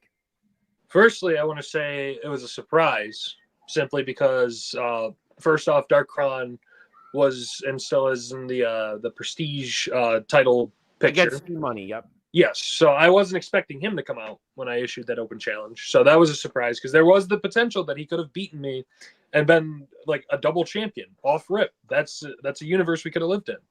And then Matthew Forsaken came out and made it a triple threat, which is what I think is going to be, like, looking back, the most interesting part of it is that was the first time I had the opportunity to defend it in a triple threat, but at the same time, Kron or Forsaken could have pinned each other. I wouldn't have been involved with me losing my championship. And when the match started, that was my first thought. It was just like, man, he can hit his chronic kick. Matthew Forsaken could hit the that insane like slam that he does. It's like a Bible verse. I forget the specific name of it. It's a bunch of numbers, but he hits this like slam, and then so they could have hit each other with these moves, and I would have like lost. And like my ending would have been so bittersweet, because I would have had to leave and I wouldn't even actually lost my championship. But another thing too is thought this was a very, very good testing ground for these guys, where I've seen them in a bunch of other places and they've done some things, but it was the first time for both of them at the same time. I got to see what their like move sets were. I got to see what their toolkits look like in person. And I did like the Jacob Collins like gun thing back there. But one thing too with a triple threat match that is like so hard to like articulate, especially as like a wrestler, is just there's a certain flow to a good triple threat match, and there's a certain flow to a very like mediocre triple threat match, where it's just like I felt like all of us with our different styles and how we did our move sets and the way we were able to balance things, there was a very nice like flow, and everybody had like an opportunity to shine and show like what they were worth. Were you surprised at that at all? Because, you kind of alluded to that Darkron and Matthew Forsaken tend to be known more as hardcore guys. They tend to be known as guys that wrestle in different style than what we see in ROW. That surprised you? Yeah, no, 100%. I'm fully convinced that deathmatch wrestlers don't even know what a headlock takeover is. So when he threw me over, I was as surprised as anybody, because I don't know. It's very interesting to see people who are more known for hardcore wrestling have to get in here and to tell a story without any of the things that they're known for. And to be able to do that with someone like me, I think is valuable for both of us, or all three of us. And because Forsaken, this is like it's the first interaction I really like had with him, and I don't know. It's I just don't think you would have knew those guys because I think you missed them. They didn't show. You would have missed them at all. I don't think in XCW they were supposed to go to XCW. It didn't work out. I think had just left XCW by then, so I don't think you would have had crossed had any paths. crossover. Yeah, but it's crazy that like Midwest thing again. It's just like they are 4 or 5 hours away from ROEW, and they're able to make it like more than like some of the people that are in ROEW sometimes, just because of their dedication and how much they want to push the channel forward. And I don't know, going back to like triple threat situation here, being able to like take control. I don't know if you like saw that, but like my leg went up a little bit. Yep. And I like focused it towards the camera so I could like really show that I broke his back. But no, wrestling both of these guys, it's very interesting because you see these guys on the internet and you have no idea really what to expect because they could just wig out and be completely different than what they've shown. And I think they showed that a lot in this type of match. And in their other matches they've had in ROEW too, because they've wrestled a completely different style. It's funny you said that. Obviously, Forsaken has wrestled Joe Stone, Darkron's in the finals of the Prestige tournament, and it's good to see them wrestle variety, and it's good to see them get a chance to be exposed to things that, again, I didn't see at Summer Bash. I haven't seen them do a DKW, or certainly in the IMF crossover. You're getting a chance to see them. And actually what, as Dave said, I've known these guys, for a long time, relatively speaking. This is what they're actually known for. And they're really good. I mean, this was like a really good match, honestly, champ. Yeah, because it had a very specific flow to it, where it's just like a lot of triple threat matches I see, you can just kind of tell people are just running around doing whatever. They're trying to do these moves and stuff, and they're not trying to like tell a story with it. And I don't know, Matthew Forsaken especially took me by surprise because I don't know if you can like see this with like your like wrestling eye essentially, but it's like you can kind of tell that he wrestles in places with people because like he gets up and he like taunts like people are there. And I don't know. It's like he's done, they did the IMF Winter Clash. I know Soldiers in the chat, and they had a lot of people. That was really the show, I think, where he had the big spot with Omen. So he's kind of used to like, working a crowd, which gives them, a unique, they did, a little bit of those when the IMF had the big crowds, they kind of have like a good, understanding of like, the camera work the spot. I think, and they're veterans too. They're like really, they kind of have a certain, mentality they bring out to the ring, as you kind of alluded to. Yeah, they have a camera presence. That's what it is they fit very well. Because like, as much as I like love working relationships with other people, that's the one thing with ROEW that makes it just so different, is that it values being a YouTube product more than it really does like, I mean, it values the wrestling, but it values being a YouTube product. Everything looks pretty. Everything's nice. Yeah, ROEW, everything's crisp. I watch guys in other places that come here. Aaron's an example, and it's just you're on products you're on and not crisp. But they come here, and it's like look at how bright the colors are. Everything's just so you can visually see. Even the man that I'm going to bring up last, I mean, he looks more crisp in the two spots I seen him in, then I'll mention him for. I just think it's just, to me, there's just something about the screen that jumps at you, and you're seeing that in the match you guys are having. And it just shows that guys that want to go out and bring something to the table, and you may not think they have that ability. Well, think again, because they put on a really hell of a match with you. That's why you got to watch ROEW every Friday night, and you got to hit that sub button, ROEW Backyard Wrestling, because if ROEW, when they get to 1,000 subscribers, ROEW will be inducted into the Sportswire Radio Hall of Fame. So, oh my God, really? Yep. ROEW gets to 1,000 subscribers. ROEW will be in the Hall of Fame in the month of September. I know we're almost there, so we'll have a ceremony. Anybody that's been in ROEW is welcome to be there. Anybody that's good God, roster, good luck with orchestrating that. Having a bunch of I've opened it. That's up. James Taylor said he would. He'll be working on getting the ROEW employees, past and present, to show up, ones that he's obviously going to approve. So yeah, I don't know if it's going to be you and Big Man Cam on the same stage. He's suspended technically, but I mean, apparently that's what he said. He'll be working on the list. He's going to be working on the attendees. Yeah, I don't know how that's going to go. I mean, I'm very happy that you're giving us the honor of doing that. Yes. Just existing on screen together. I just imagine Jason Storm's already screaming and he's red. I feel like it's going to be like an edition of Family Feud. I just watched the WWE version of Family Feud, and I feel like I'm going to be like the white guy version of Steve Harvey. I mean, I've got a lot more hair than Steve Harvey.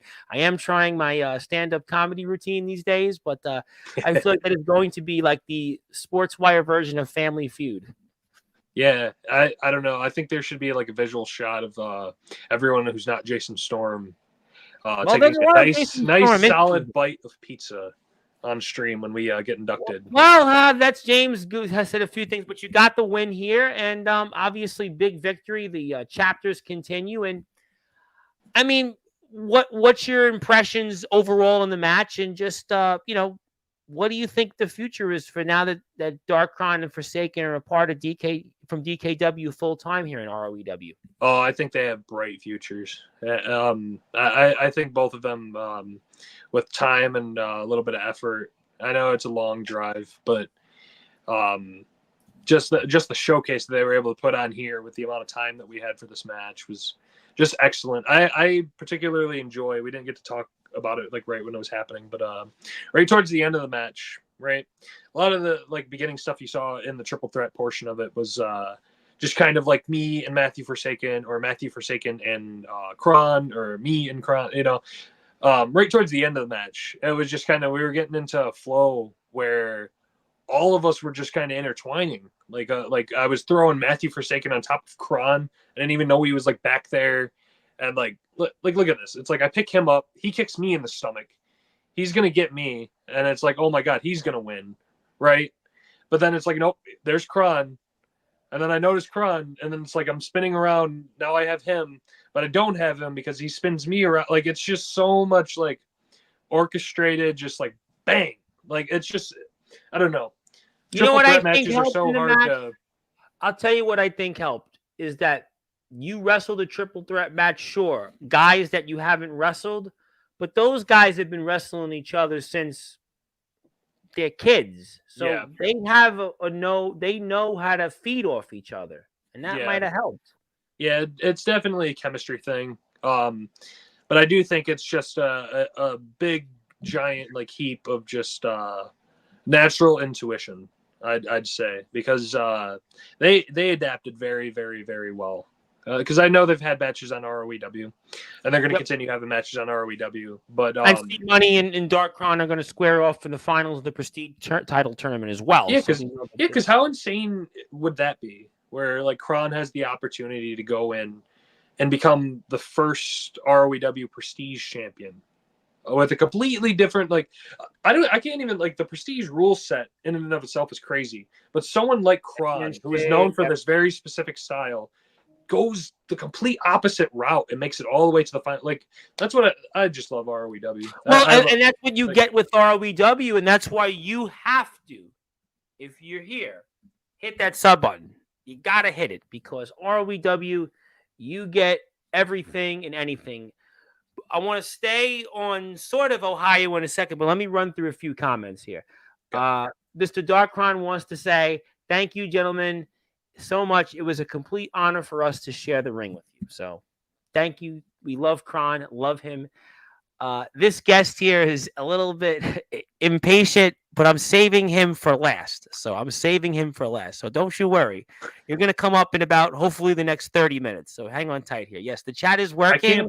I can't believe that was the line he went with. But well, he's a 4-time Hall of Famer, and I own 1/3 of the company he's champion for, and I have been the supportive one of the three that own that company. I've been the one that's always saying whatever I can do for you, but it's okay. Water under the bridge. We love obviously our champion. I might love him. The other two guys that own the PWF don't like him, but I'm still okay with him. And Soldier says, "There you go. I won't even go there." Yes. What's up, DKW? I do have a fun one. So I might gotta ask, might be a little beyond, but what was with the blonde? Oh, simply because I don't know, midlife crisis. I wanted a very different look. I wanted a very like drastic change for like when I won the ROEW title. And honestly, the only reason I have my hair cut now, and I chopped off the blonde isn't because I hated the blonde. I love the blonde, and I'm gonna dye my hair. If I cut my hair, I won't get yelled at in the street anymore. I should probably get a haircut. Yeah, I know. I won't get all the funny. Yeah, I won't get all the funny names anymore. I won't get the Justin Timberlakes or the Beavis to Buttheads, right? But the only reason I cut it is because just too much brown came up and it started looking a little weird, So I just like chopped it where it was at, because like this much brown under blonde is kind of insane. So. Okay. Don't rule out that it's going to be this color forever, though. So hey, listen, anything's possible. Darkron says hello to James Taylor, and I know earlier today James had a big post on Instagram. What did you all think of CJ Black vandalizing street signs? And then my wise words to Jason Storm while I snapped. I really don't know like what the daily life of a CJ Black is like, but like thinking that someone just wakes up one day and they just decide they're going to go look at the stop sign like they're like a dog and they're just going to terrorize it is just kind of fascinating. So I don't know where his mindset's at. Maybe we can like use some of the ROEW funds to like fund some therapy for that guy. But James has got an endless account. He's got 88,000 followers on TikTok, 41,000 on YouTube. I mean, he's the one with the endless fund. Yes, the monetization money. Funds. Oh no, CJ Black would never let him hear the end of that if he found out that's where the money came from. Well, how much is ROEW up for sale? Does anybody want me to buy ROEW? Let's move on. We love James. I don't think James is selling. C Money's in the house. How you doing? I love C Money. I talk to C Money from time to time, and I always like he's one of the more elusive guys to come on, but just always so supportive. We talk all the time. Like, hey, congratulations, good match. It's a good dude. But I want to stay on sort of Ohio for a second. I want to certainly come and stay into ROEW before we get to that certainly individual. But, I know you heard about Summer Bash. I know everybody talked about here, Jack Delta, Summer Bash. I know everybody was like, Jack Delta and Summer Bash. Jack Delta this, Jack Delta traveling. Now, there's this little old thing called the Backyard Havoc. The Backyard Havoc, it takes place November 9th to 10th. It takes place in beautiful Bremen, Ohio, which is coincidentally the home of Summer Bash and the home of DKW. And I know, obviously, you are so focused on ROEW right now. I know you are so focused on just an individual that is definitely going to come up here. I'm saving him. But there's a lot of, obviously, in the Midwest, I mean, everybody seems to be just peas in a pod. And, not asking you anything in terms of what your plans would be and such. But, what is your opinion on this now? We're doing an event in fall, not in summer, like everybody else does summer, but we're doing a thing called the Backyard Havoc, November 9th to 10th. And what's your thoughts on that and such? And is that something that interests you at all? Yeah, I saw the promoting for it. I don't know. It kind of just seems like a sequel-ish thing to Summer Bash in a sense, where it's just like a lot of familiar faces from Summer Bash showing back up. And there was a reason. I mean, I kind of alluded to it earlier. There's like a reason I didn't show up to Summer Bash, and it's not because it's not like I'm not the traveling guy anymore. It's just what were the opportunities, or what stories could I really tell when there's like 40 or 50 guys spread across a few days, and like I've seen stuff from Summer Bash, right? But I've went and I've watched like some stuff, and it's just like Summer Bash, like in and of itself, should have been this giant cohesive like YouTube product posted across all the different channels, and it should have got all this promotion across YouTube. And I feel like it barely even existed. I feel like we got more hype from it off of like Sportswire than we really did. I did promote. I mean, You talked about this shit for months. Listen, you can always say of me when somebody comes on, whether they get views like you or not, I do at least. I give it everything I can. I do. I give it everything I can. Well, something like a backyard havoc. So that's what it's what it's called. Yes, something like a backyard havoc or a sequel thing to Summer Bash. If I were ever interested in going, I would 100% want it to be something that I feel like I'd be proud to go to, and B something that would feel different. It would feel like a YouTube product. It would feel like it has its own place on this platform. And everybody involved kind of gets to do something new that they really haven't had the opportunity to do. And it's not just this mishmash of just like fucking AEW Dynamite where like they're defending the AAA title.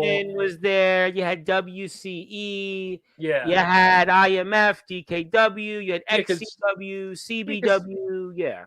I don't know, because it's just like, don't get me wrong, there's a place for it and it's fun and everything, but with like the promotion, like the cross generation stuff that we saw with all of these superstars, I felt like it should have been a much bigger deal. I felt like some of the companies should have just accepted what they like are and were. Well, I think company, I think let's be honest, XCW, I don't think XCW really cared much for it. I think Resurrection, I think Resurrection supported, their guys going, but I don't think it was like a Resurrection themed event. And it's no shade on Resurrection. So I think some of these companies had people go there. They were there, but I'm sure with, again, and I understand where they're coming from, it wasn't there. Yeah, it wasn't that, like, I don't know. It's not, it felt like it could have been something like WWE versus WCW versus ECW, when in reality, it's just kind of like no one wanted to play ball and promote the way that they should have. Well, I think IMF was doing what they had tried to do. I think certain, not going down the road because we've turned the other cheek. I think some of the companies that worked in it really, if you put a gun to their head, did not really. They weren't for. I don't want to say they weren't for it, but they really weren't like. It wasn't their thing. Like, you had ROEW was a part of it. Yes, IMF, ROEW, WCE, DKW. Those were the four companies, and you want to throw ALW in because of Big Man Cam. Those five, yes, okay, yeah. They were in it. The other ones, they were in it. The guys were traveling there, but the owners, again, not knocking them on this. They got their own decisions. They got their own ideas. It was what it was.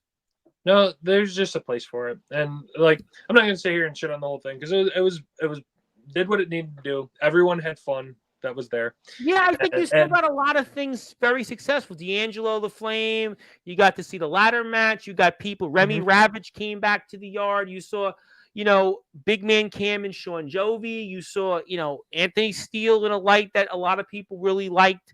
I think there was a lot of stuff that people saw that were fun moments. Drake Golddragon, who wrestled Moose, who was a huge part of the show. I mean, again, it's just that AEW and WWE debate that we had earlier, right? Yeah, where it's just like AEW, you tune into Dynamite, and you see Suzuki take on like Edge or like Daniel Bryan or something. Yeah, I mean, listen, and D'Angelo says it. What I'm actually trying to be very diplomatic, but yeah. There was a couple of promotions that wanted Summer Bash to fail. Listen, yes, to be honest, was there promotions that wanted Summer Bash to fail? Yes, there was no question that guys that worked in places, they were what they were. I mean, listen, I think that's well said and documented. I think, I don't want to spend 45 minutes on it because I really. Yeah, we still have a lot. I'll work up, and I have a lot to get to with you. But yeah, I think it was what it was. I mean, you can pretty much fill in the blanks. There was 2 to 3 companies that sent guys that were a part of Summer Bash that really didn't promote it. But then again, if you really look at their companies, again, I work with them. I support their guys. They don't promote their own products. All of their hearts weren't in it, and I feel like that's where it kind of like faltered a little bit because it's just one of those things that just like I've kind of separated myself with, where it's just like there's a difference in my mentality of just going and having fun with the boys versus like pushing our sport forward. And there's no fault. Though. Go ahead, jump in. There's no fault in wanting to like have fun because that's like basically what we're doing.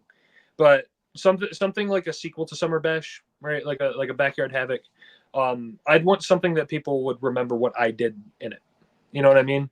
Well, that's why I think the Backyard Havoc is certainly different, because the Backyard Havoc is almost far more where your peers and contemporaries are almost all a part of it. And, you know, companies that are almost exclusively just to your terrain. And maybe that's why it seems to be, well, more maybe could be up your alley. There's more of the... Yeah, like if I were to show up to Backyard Havoc or like an event just like it, I would not be showing up with my ROEW World Championship. Right. Like plain and simple. I'm there to represent the backyard wrestling community. I'm not there to like show off I have a big fancy belt. I care about that big fancy belt, but you know where you can see the ROEW World Championship? On the ROEW YouTube page. And that's where I think you're getting now like a mix mash of people in your lane. I mean, there's this young kid Judas who's went after Darkron, and he's basically said a whole bunch of things about him. And you know, that guy's I gotta say, that Judas guy, he's got an attitude problem. He's got a real attitude problem, man. I don't know. Something about that Judas guy just doesn't like strike me right. I'll say that. I'll be the one to say it. I don't know if Darkron's gonna hop on here and say something, but something's wrong with that little Judas kid. And well, Judas says Darkron can't talk. He says Darkron basically like he's upset at him. He's just really mad at Darkron. Picking on an old man. Judas, you know what? Like, understand this, that I'm more in line with something that you'd probably want to try to wrestle with. And he threw out Darkron's DKW hat in the garbage. Or live on air, took the hat and threw it out in the garbage. That's ridiculous. You don't desecrate a company name like that. Understand, like, Judas, like, what company is he from? Like, first off, ALW, all legendary wrestling. They have about the followers they have are really through me basically go till I'm ready. They went from like 50 subscribers to about 150, really, because yours truly has been pumping them up. Yeah, so. I mean, there's no fault. Everyone has their like origin, but like, you know, for the mouth that you have, you talk like you should be on like VTW or ESW, but like, well, he drew though. He had a turnout like them.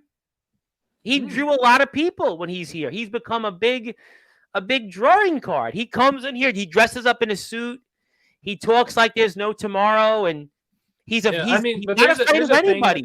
He talks about Big Man Cam's significant others. He talks about Darkron, and all I know is Judas is a talker. You know, he'll put on his fancy suits. He'll do all this crazy shit.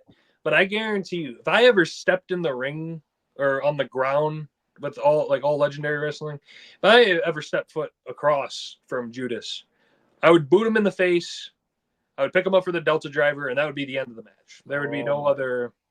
There'd be nothing else. Because I'll tell you right now, every man has a plan until fist meets their face. So, well, you know what? I will tell you this much about him. He went from near death to going in the ring and winning a gauntlet match, and then afterwards he brawled with Darkron. So he's got certainly some moxie. He's got something about him, and we'll see. And you know, if you'd like to get in touch with the people from the Backyard Havoc, since it's really yours truly's idea, because it was born out of my idea actually with Judas, and I even said to Judas, I'll connect him with Darkron. I didn't realize it would happen to this degree, but if you'd like to follow our friends here in the Backyard Havoc, you could certainly do that here, and that's their Instagram page. And I'll get to a few comments before I actually address next on the agenda related to some people in that state of Ohio. Okay. I will connect you, Mr. Chaotic. I seem to be connecting with a lot of things. I'll take care of that when we're off the air. So I'll do that. What the hell was a Summer Bash? We explained that the Summer Bash was basically an event that it was open to any company in the backyard in the underground circuit, and about, it was like, 11, maybe 12 companies were a part of it. It was IMF, WCE, DKW, Resurrection, XCW, CBW, ROEW, Jesus Christ. ALW. Like, so, how is anybody supposed to have a spotlight when all that shit is like BLT, KFC? You know, like, I don't know. Yeah, It's just, there's just it's so like bloated. It was basically, again, about a dozen companies. Again, some of them were more, they brought more people. I mean, Resurrection at the time when Anthony Steele worked there was a part of it. Gold Dragon and LaFlame. You had DKW, you had ROEW, you had CBW, OMW, XCW, IMF, WCE. You had, again, ROEWs. There's a long list of companies, your ALWs, and that's what it was. Yes, hello there to C Money. And yes, I mentioned that already. What's up, DKW? Don't disrespect my guy, Darkron. Judas is a big mouth or a foot will hit their face. C Money, we need to have our match soon, brother, for real. I'd love to meet Chaotic. I'll take care of that, Darkron. Don't you worry. I'll handle that after we're off the air. Summer Bash was good even after a lot of companies backed out. Yeah, I think it was still very successful. Very happy about it. I think it's a very tricky thing to plan. I think I don't know. It's hard to say because it's just like there's a certain specialness to being able to sit here and have all of these companies show up and like wrestle each other and stuff. But I felt like there was no like spotlight put on the fact and like how crazy it was. It was just kind of like a bunch of guys wrestling each other, and that's cool. That's cool, right? But it's just like I felt like there should be more spotlight on like, you know, company A hates company B, and so they're going at it, and it costs company C an opportunity. Well, the Backyard Havoc, I think so far, I think is going to do a little differently because I think on Sportswire it was born with some of that. I think you saw that with Judas and Darkron. I think you'll see it with the man that we're going to get to in about 20 minutes. So I think that'll happen. But Mr. Delta is obviously talking about that as an observer. He's obviously somebody that is talking about it from his experiences. So we appreciate that. My buddy ADT is going to be here very soon. Very happy about him. And I think Hillbilly Tilly was talking about some big things in AWL, and I'm excited about that. I have Seth Maverick coming back here in a couple weeks, ADT. Seth Maverick and I just had a great conversation. We're going to have Seth here in the middle of the month. And good to see him, and I'm looking forward to seeing ADT back here. So very excited about AWL. Congratulations on the guys on hitting 600 subscribers. They're only the best is yet to come for the gang, and I can't wait to see what the future is there. Hey, brother, I'm in Tennessee. I'll definitely take care of that, Chaotic. I'll take care of that. So I got that out of the way. I'm going to save the Alex Cross in between what I'm about to talk about now and then kind of what the guy that I've been alluding to, but I have to ask you on this thing, BYW. BYW has given you some problems, maybe not as much as a Jacob Collins, but you had some problems with them a couple of weeks ago, and it seemed like there was some confusion about you and potentially losing that World Heavyweight Championship, and there was this guy that was as big as Bigfoot and held a New Age title like you did once upon a time, and is another TikTok guy. And, you know, he was a guy that, you know, got a match with you and thought he was the ROEW champion so much to this degree that he even gave me a cameo video and called himself the ROEW world champion, and James Taylor couldn't even do anything about it. So I have to ask you, champ, what was your impressions with this BYW of late and kind of how they caused you so many problems, and including this guy, Big Man Cam, who beat you, but thought he beat you for your championship, which was never on the line? There's so much to unpack with that because BYW in and of itself isn't cohesive, in my opinion. These guys are like loosely threaded together. I think you've only fucking seen them like one time together because I don't know, they just show up whenever. Yeah, twice. They're in catering or whatever they're doing. Some of them's eating pizza and some of them aren't. Some of them are parasites, some of them aren't. Right? But Big Man Cam, that kind of shook me. I'm not gonna lie. Why? It's because, you know, I've been wrestling for 6 years, right? And the amount of times I've issued open challenges, the amount of times I've like walked through the curtain knowing I've had a match planned, and me putting up a fair fight and like being able to out wrestle my opponent with my technicality, my prowess, my power moves, anything really, is like the crux and like the bread and butter that I'm able to like conceive for myself. And I can quite confidently say before I start talking shit that I've never wrestled a man like Big Man can before. Wow.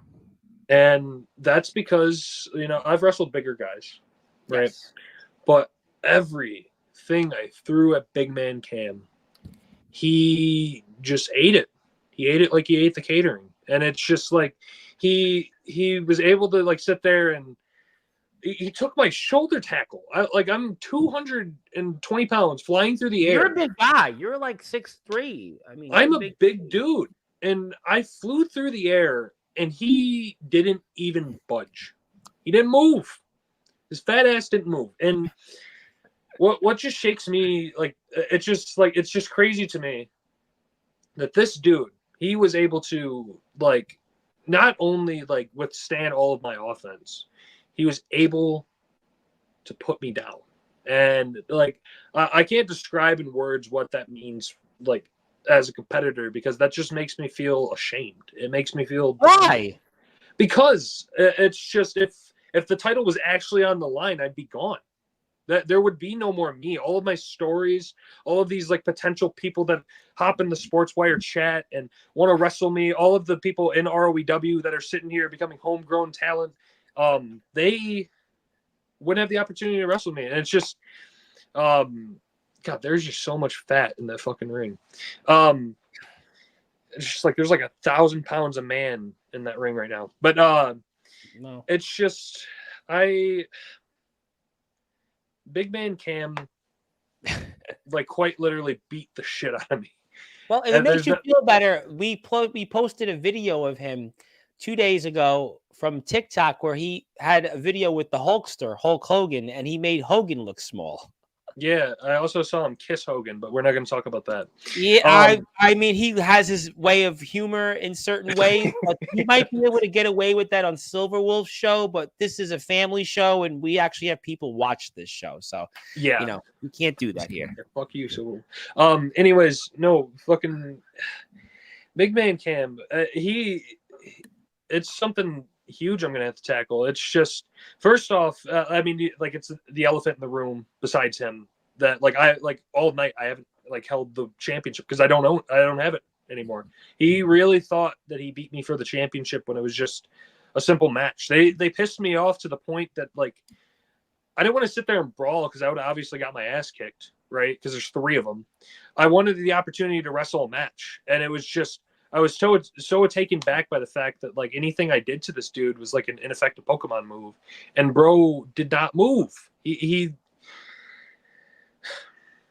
I don't know. It's very demeaning. It's very shaming. Well, he's one of the biggest people in the yard. He's one of the bigger guys we've ever seen in the circuit. He's just a big, he's a larger than life persona. Well, and that's the thing too, and I feel like not a lot of people like recognize this either. Is he's undefeated in ROEW, including a win over me now.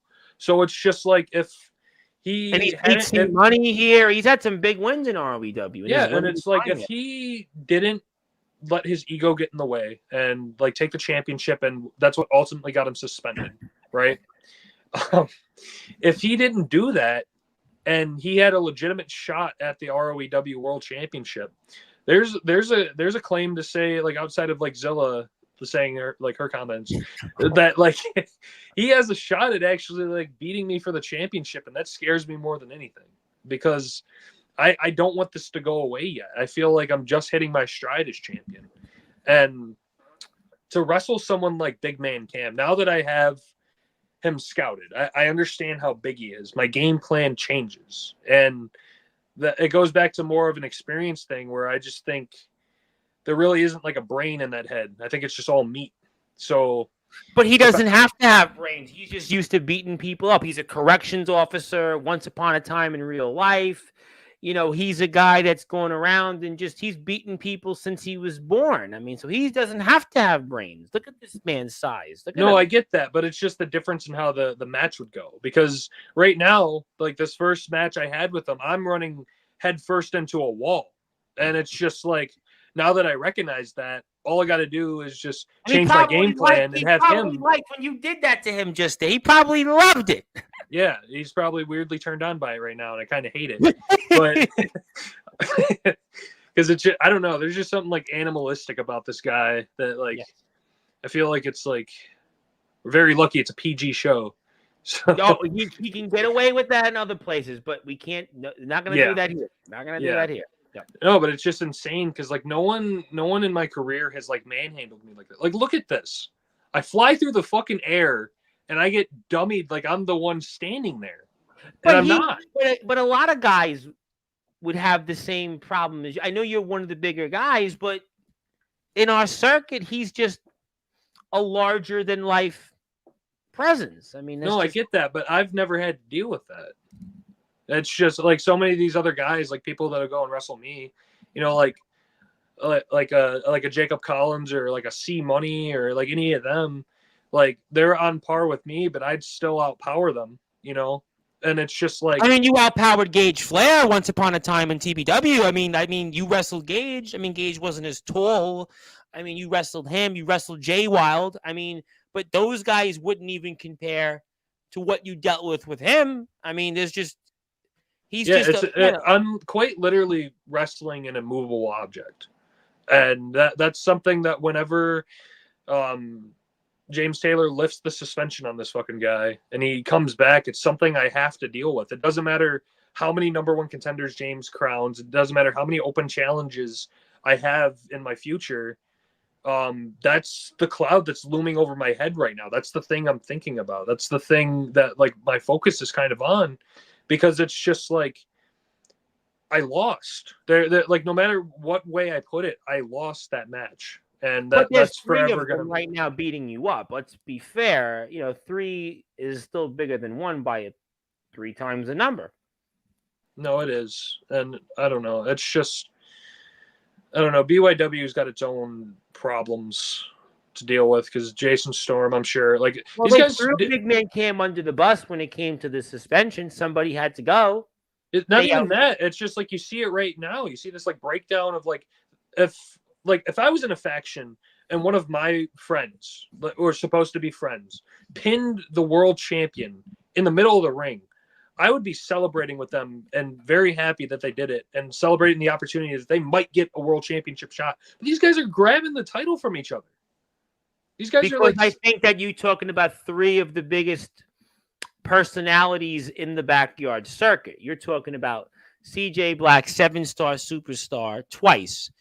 You're talking about Jason Storm, the ROEW Midwestern champion, a guy that, has held world titles in other places, including ROEW. And, Big Man Cam's just got a guy that just made Hulk Hogan look small, maybe about as small as some of his statements he's made outside of the wrestling world. I mean, so like that's what these guys bring to the table. And I mean, that's just, they're all alpha males. There's no type B personality. They're all type A personalities. That's why. No, and I think that's going to be their downfall, honestly, in my opinion, because it's just they're so focused on all of their individual stories that they're not really concerned with what BYW stands for. I don't know what the fuck BYW stands for, because it's like Big Man Cam's off doing his own thing.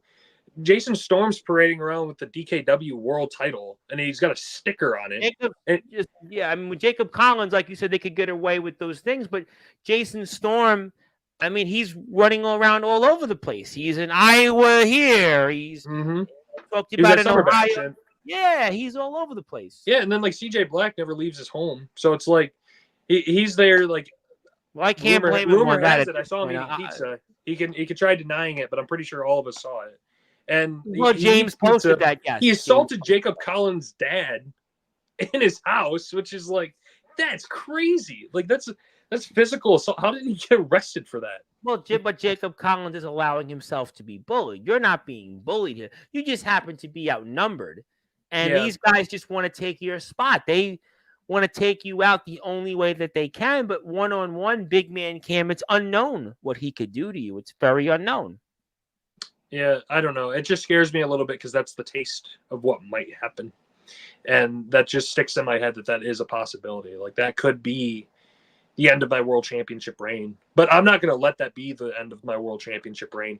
When I see Big Man Cam, I'm beating the fuck out of Big Man Cam. I am going to hurt. Confident, though, you can do that considering his size, because guys in this circuit, some of them can't handle him. I've seen other promotions where he's been making noise in. I mean, they've struggled with that. Judas couldn't do it. Well, I mean, Judas is Judas, so he can he can try to argue that one way or another. I walked into that one, touche. Yeah. I walked into that one. I'll give you that. Yeah, but no, it's just I really don't care. When I see Big Man Cam, honestly, like I love ROEW. I love the ROEW World Championship. But when I see Big Man Cam and it's an officially sanctioned match and it's time for us to go one-on-one, all of my technical prowess is going out the window. All of my thought processes behind all of my moves are going out the window.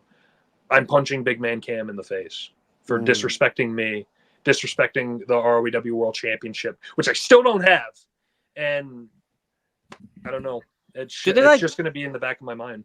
Well, does it get mailed to you by priority? Can James get it mailed by priority? I don't know. James has been kind of silent on how that's going to happen. I don't. Well, I'm sure James will be back on Sportswire very soon, and then you can. Yeah, when I see the ROEW World Championship, it's going to be just as much a surprise to me as anybody else. Because I'm supposed to have it. Have you forgot what it looks like? No, I know what it looks like. It's too beautiful of a championship. And I won't mention, by the way, that when you and Big Man Cam have an official sanctioned match, it will also be a match between two former XCW New Age champions. I'll be sure not to bring that up. No comment. I'm going to pull you for this one. I'm going to pull a. That's what I'm going to say on that. But my NDA doesn't allow me to do that. Yeah, so. I was going to say, on that. But okay, I guess we'll see when Big Man Cam comes back from suspension. Obviously, we know Storm has been going off on things, and people that may or may not be JX and CJ Black. We talked about we talked about pizza eating and. Before I get, though, to the main topic of tonight for the end of the show, I do have to spend something quicker than a New York minute. You had this kind of open challenge, here, and, you wrestled some guy, and he was in the chat very earlier, and, I mean, you want to talk about quick work. You went from, I kind of maybe put it this way, but rather opposites. You went from BYW, and, you talk about Big Man Cam and the size, and CJ Black and Jason Storm, the Cyclone, the ROEW Midwestern champion, then maybe the shortest work of your career, maybe the easiest match you've ever had in your decorated career over 6 years, and the young whippersnapper Alex Cross here. Alex Cross kind of having his own moment similar to, I don't know, almost like Barry Horowitz once upon a time, or, somebody like the Brooklyn Brawler, but, the old Attitude Era Job Squad. Too Cold Scorpio, Dwayne Gill or Gilbert, and you're getting this here. Heath Slater when he had his losing streak, Kurt Hawkins not too long ago, but Alex Cross, you've got. Yeah, this was a fascinating choice because usually when by the way, I don't know if it's picked up too well, but I just wanted to establish that I saw Alex Cross. I know how much he loves the gym. So I thought it was you get to show off the bods for the YouTube audience, and then we didn't even use it for the thumbnail. But this is where I think it was 2 days ago in Vegas, Storm came on from Futureland of Pro Wrestling, a protege of Copper Dragon, said going to the gym doesn't help you in the ring because he might have a great body, but he's still got ways to go, I think. Yeah, this classic match right here is I can't believe Copper Dragon didn't rate this 7. Give him a couple of days because I think I'm still behind in some other matches I haven't shared. Yeah. No, it's just that match with Alex Cross was I wanted it to be something special. I wanted it to be memorable in a different way than all of the other championship matches I had. He simply because asked you for a hot dog, a handshake, and an autograph, and that would have been the end of it. Well, yeah, because I could have sit here and wrestled a 20-minute classic with Alex Cross. You know what I mean? But me with the shades, me taking the shirt off, it lasting about 10 seconds. I think that's much more memorable than anything else we could have put on. And oh my god, this shit. I'm gonna change the channel because I want to go to the next thing in 2 minutes. Yeah, we'll get to but no, something like that with Alex Cross is simply just exposure. It's to get him in the future when he trains some more and he gets some more experience under his belt. This is where, again, going to the gym does not equate to wrestling skills. And I like Alex. I really have really any issues with Alex or anything, but he's a good guy. He means well. He's got a lot going on in his personal life, but in terms of ROEW as an audience and things that he does, he has a lot of work he's gonna have to put in. Well, you again. I just thought it was so fun to put it in the way that you went from the BYW situation to the complete 360 of it with Alex Cross. I mean, certainly, Big Man Cam and Alex Cross might be the only time they're ever mentioned a sentence, unless when Big Man Cam is referring to maybe cross holds or something that he likes to maybe, holds around people's waist. I'm sure he's been quiet tonight, Big Man. Not a sight of him, nothing. I mean, he's always in my chats every night. Big Man Cam saying something. He's probably just sad. He's probably just at home crying a little bit. He's always saying something about James Taylor. I mean, he was here 2 days ago boasting about Hulk Hogan and just quiet tonight. No, he's sad he can't viciously assault people right now. And so I don't know. All right, well, we'll have to find out. Let me get to a couple more comments before I get to the main topic of the evening. When it comes to those 3 pinheads, I 100% have your back. Just give me a shout. Oh, appreciate that. Chaotic says every time he'll help. And he stole my pants. That's where he went. I think he was talking about something. I don't know what it was, but whatever it might be. But okay, if you are out there, I want to make sure you also give Jack a follow on Instagram. I want to make sure you do that here. I want to make one more announcement before we go to the main topic of the evening for the next 20 or so minutes at the end of the show. Is if you'd like to follow Jack, please support him on his Instagram page. You can do that here. It's so many stuff there to follow. You got his history, you got videos, clips, a lot of stuff there, the chapters, there's a lot of stuff here in between. And you can see everything Jack's done from his decorated career, so many different places, so many different stops. We're proud to have Jack here tonight. He is also a member of our Sportswire Radio Hall of Fame. And you can also please support him through ROEW Backyard Wrestling on YouTube, TikTok. Also, check them out here on TeePublic, and we will see more here. And before I do that here, I got a couple of comments, a couple of new ones here. I missed the message. Oh, the dude had my pants. Oh, okay. Thank you, Mr. Okay. Yeah, okay. Gotcha. But speaking of people, though, that did want to say something, that they were here and they were mentioned by you, that was the Evil Angel Judas, the Blizzard World Champion for nearly 5 years. He's considered to be the future of backyard wrestling. He had his own 817 Judas moment. He's basically, again, the man that feels that Darkron should pass the torch to him, and says, definitely had to look back on the show. A boot to the face and a Delta driver for the count. You may think it would be that easy, but I'll do what I always do and prove people wrong. Again, I mean, it's comments, Judas, but it's just talk. I'm telling you. The day I show up somewhere, wherever the hell you reside, I don't know what you do or where you wrestle. Marion, Ohio. I promise you, I bet $1 million it's got to be a boot to the face and a Delta driver. And if not, I don't know. Just be careful, all right? Be careful what you wish for. Well, I mean, Darkron's going to find out, I suppose, in Bremen, Ohio. I mean, he's going to find out there. I don't know. Maybe have James fund an ALW trip up to ROEW. Maybe that's how that happens. Well, they're in Marion. I mean, obviously, they're basically neighbors to DKW. It's just the irony of this whole backyard havoc really started because DKW and ALW happen to be within a stone's throw away from each other. Mm-hmm. It just seemed to be now that ALW, these guys think that they should be going to war with DKW. They're the ones that they are taking the mantle of war. It's been declared. I mean, Big Man Cam, in his words, quote unquote, said it's a friendly fire, but Judas didn't think it was a friendly fire. He thinks we're going to war. He thinks that now it's basically now battle lines are being drawn. He feels that his company, he represents ALW, and DKW should just move aside and give Ohio to them. That's what he thinks. That's what he thinks. I don't know. That's something that Backyard Havoc, November, what was it, 10th? 9th to 10th in Bremen, Ohio. 10th. Yes.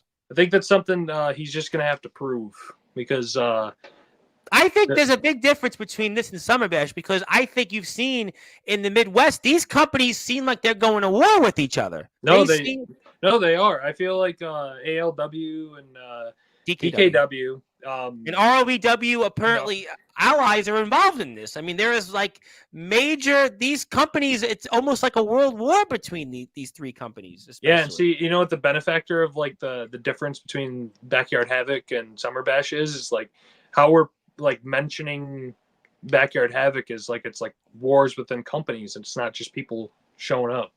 Well, they learned from Summer Bash, to be fair, was everybody getting a chance to see matches they hadn't seen. It was the first time.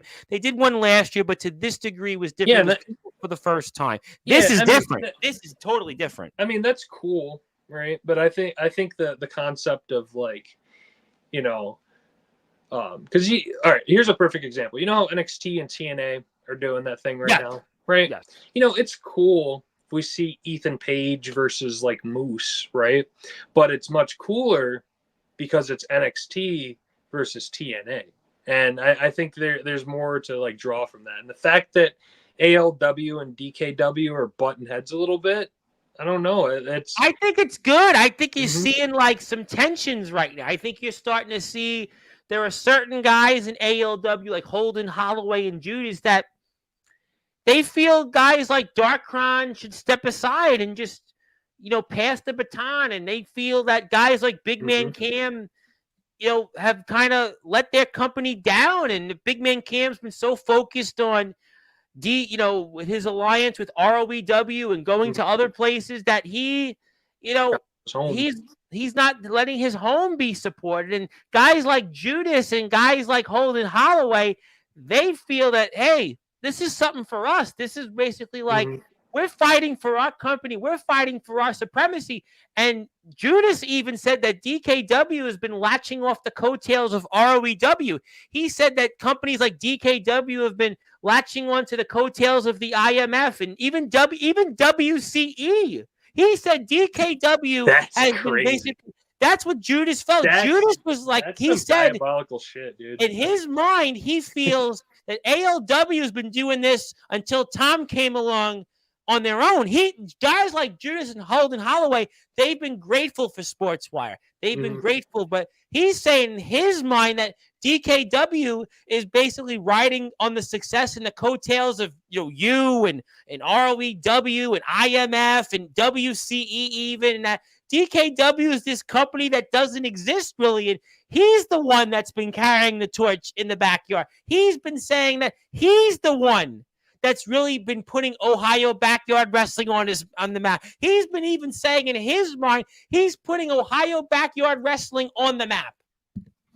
That is diabolical talk. He talks so much because it's like from my recollection, right?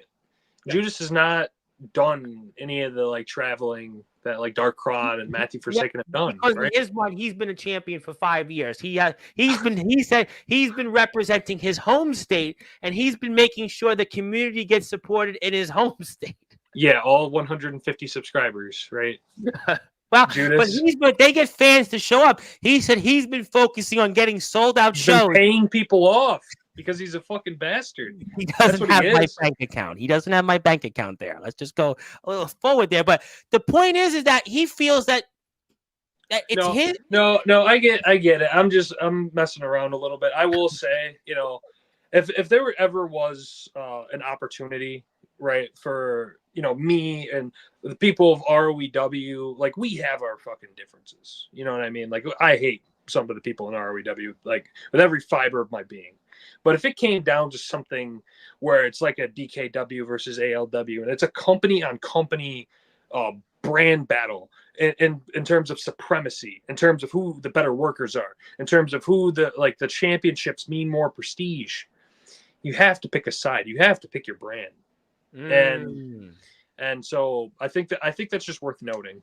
I understand that, but I think there's ALW guys like Justin the Champion, and for this once they're on the same battle lines, and guys like Judas and Holden Holloway, they seem to be they seem to be feeling that they're trying to wave the flag for Ohio backyard wrestling, and in their minds, they feel that DKW has been again latching on to the success of other promotions, and that they should basically move out of the way and get out and just go and be put to pasture and let Judas and his allies, his acolytes, control the backyard circuit in Ohio. That's what he feels. Well, that's up to them to prove that market exists. I realize this, but I want to get to one man that's a part of the Backyard Havoc. I'll read off some comments.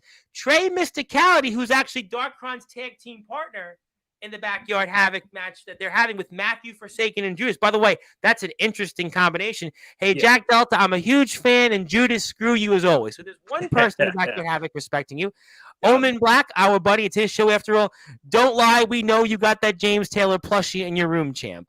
This camera's not moving. I thought that was Chase Wakefield's deal in VTW. That's talking out of his ass. What the hell has Judas done? Pony Boy, no more. Let's see what else we got. Pretty sure me and Forsaken and Soldier versus Kron brought the backyard circuit back to Ohio from his vantage point, and Darkron says, tell him, Omen.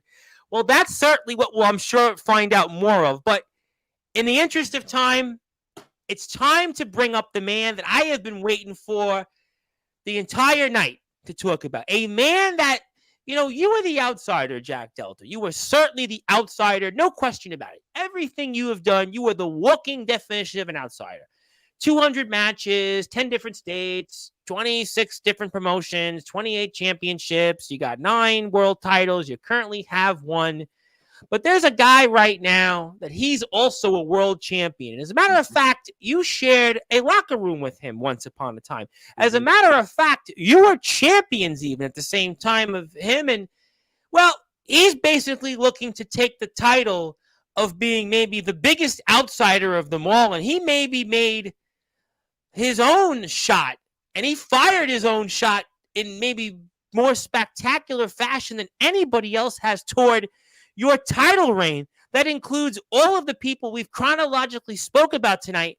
And I am talking about the man that, unlike everybody else you faced, is a world champion currently. And he's also, by the way, coincidentally, a world champion of a company you were a world champion of once upon a time. Boy, there are so many similarities here.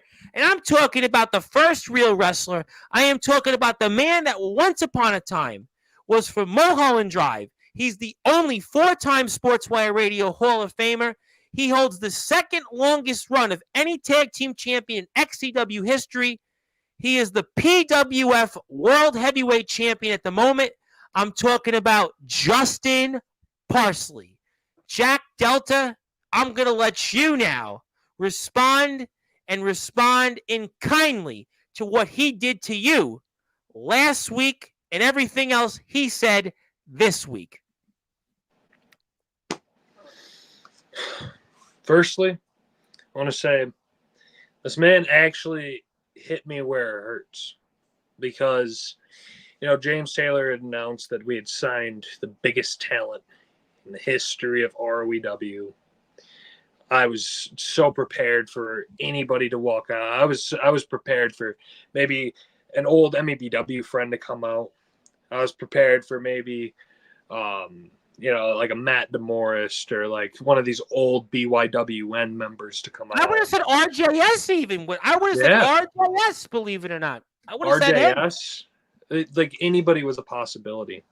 But the fact that he went above and beyond, he knew what I wanted. He knew, aside from all of the like personal and like weird shit that's going on with who he chose to portray, he knew that at the right time, at the right moment, when Austin G, you're going to see it right here, when Austin G finally frees himself of ESW and all of the personal issues with his brother, and he expressed interest on an Instagram live that he wanted to go to ROEW.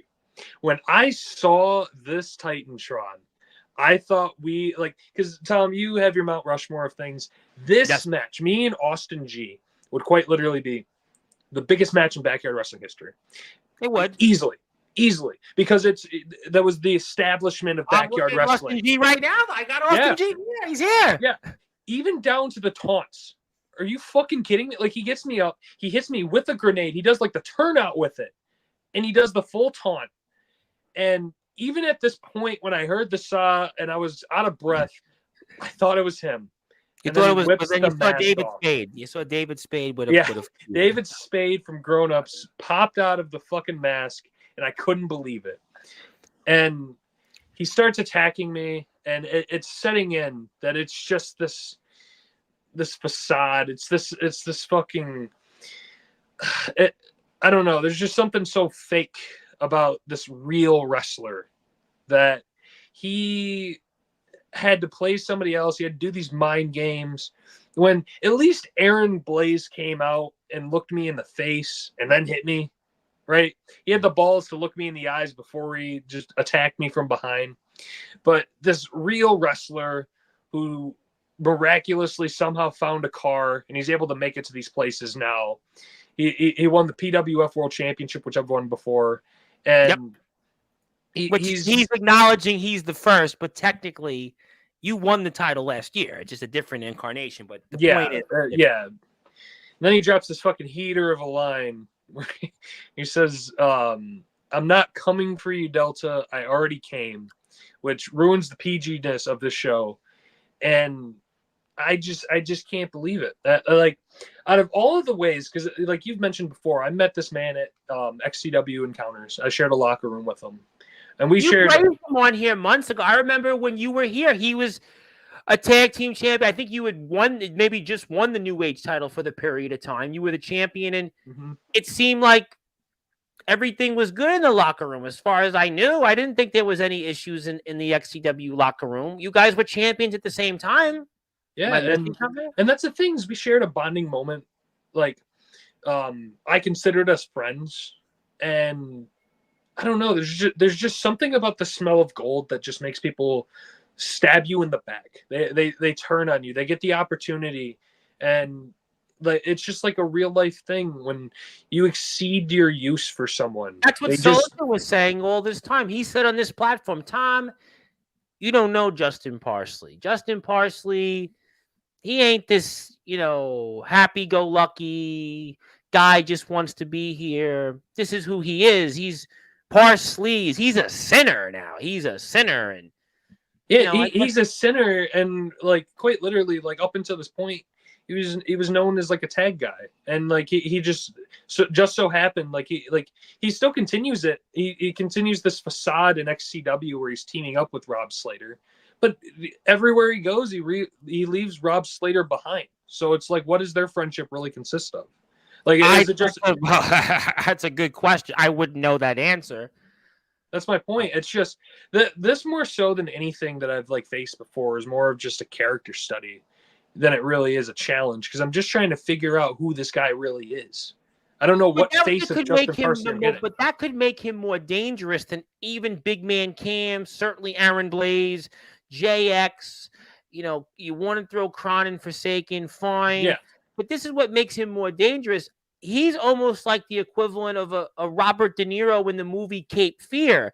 I mean, he came from you behind and posed as somebody else. I mean, pathologically, he knows you. And there's a big difference between some of the other names, champ. Big Man Cam didn't really know you before ROEW. Aaron Blaze never officially wrestled you. Dark Kron and Matthew Forsaken had no history with you. JX, he had wrestled you, but as your run solidly as champion, this guy's different because this guy was a peer of yours and in a locker room with you recently in a major promotion. A company that had a lot of subscribers in the Sportswire community, in the backyard community as a whole. You guys worked together. And a work colleague, a guy you thought was a friend, he certainly did something that none of these guys could pull off against you. And I mean, he definitely did hit a grenade. He definitely showed in many ways maybe that he's the true outsider right now. And I don't like that. And that's what I just can't wrap my brain around. Is I look at his face. It's like the first time I've ever clearly seen his face on camera. And it's like he's just a giant question mark. I don't know what to like actually expect from this guy. Because I don't know. It takes some balls to like pretend to be someone else enough to go study their moveset to be able to hit. Well, that's what he's been doing in other promotions. I mean, that's what it seems to be working for him. He's a world champion right now. A title you held.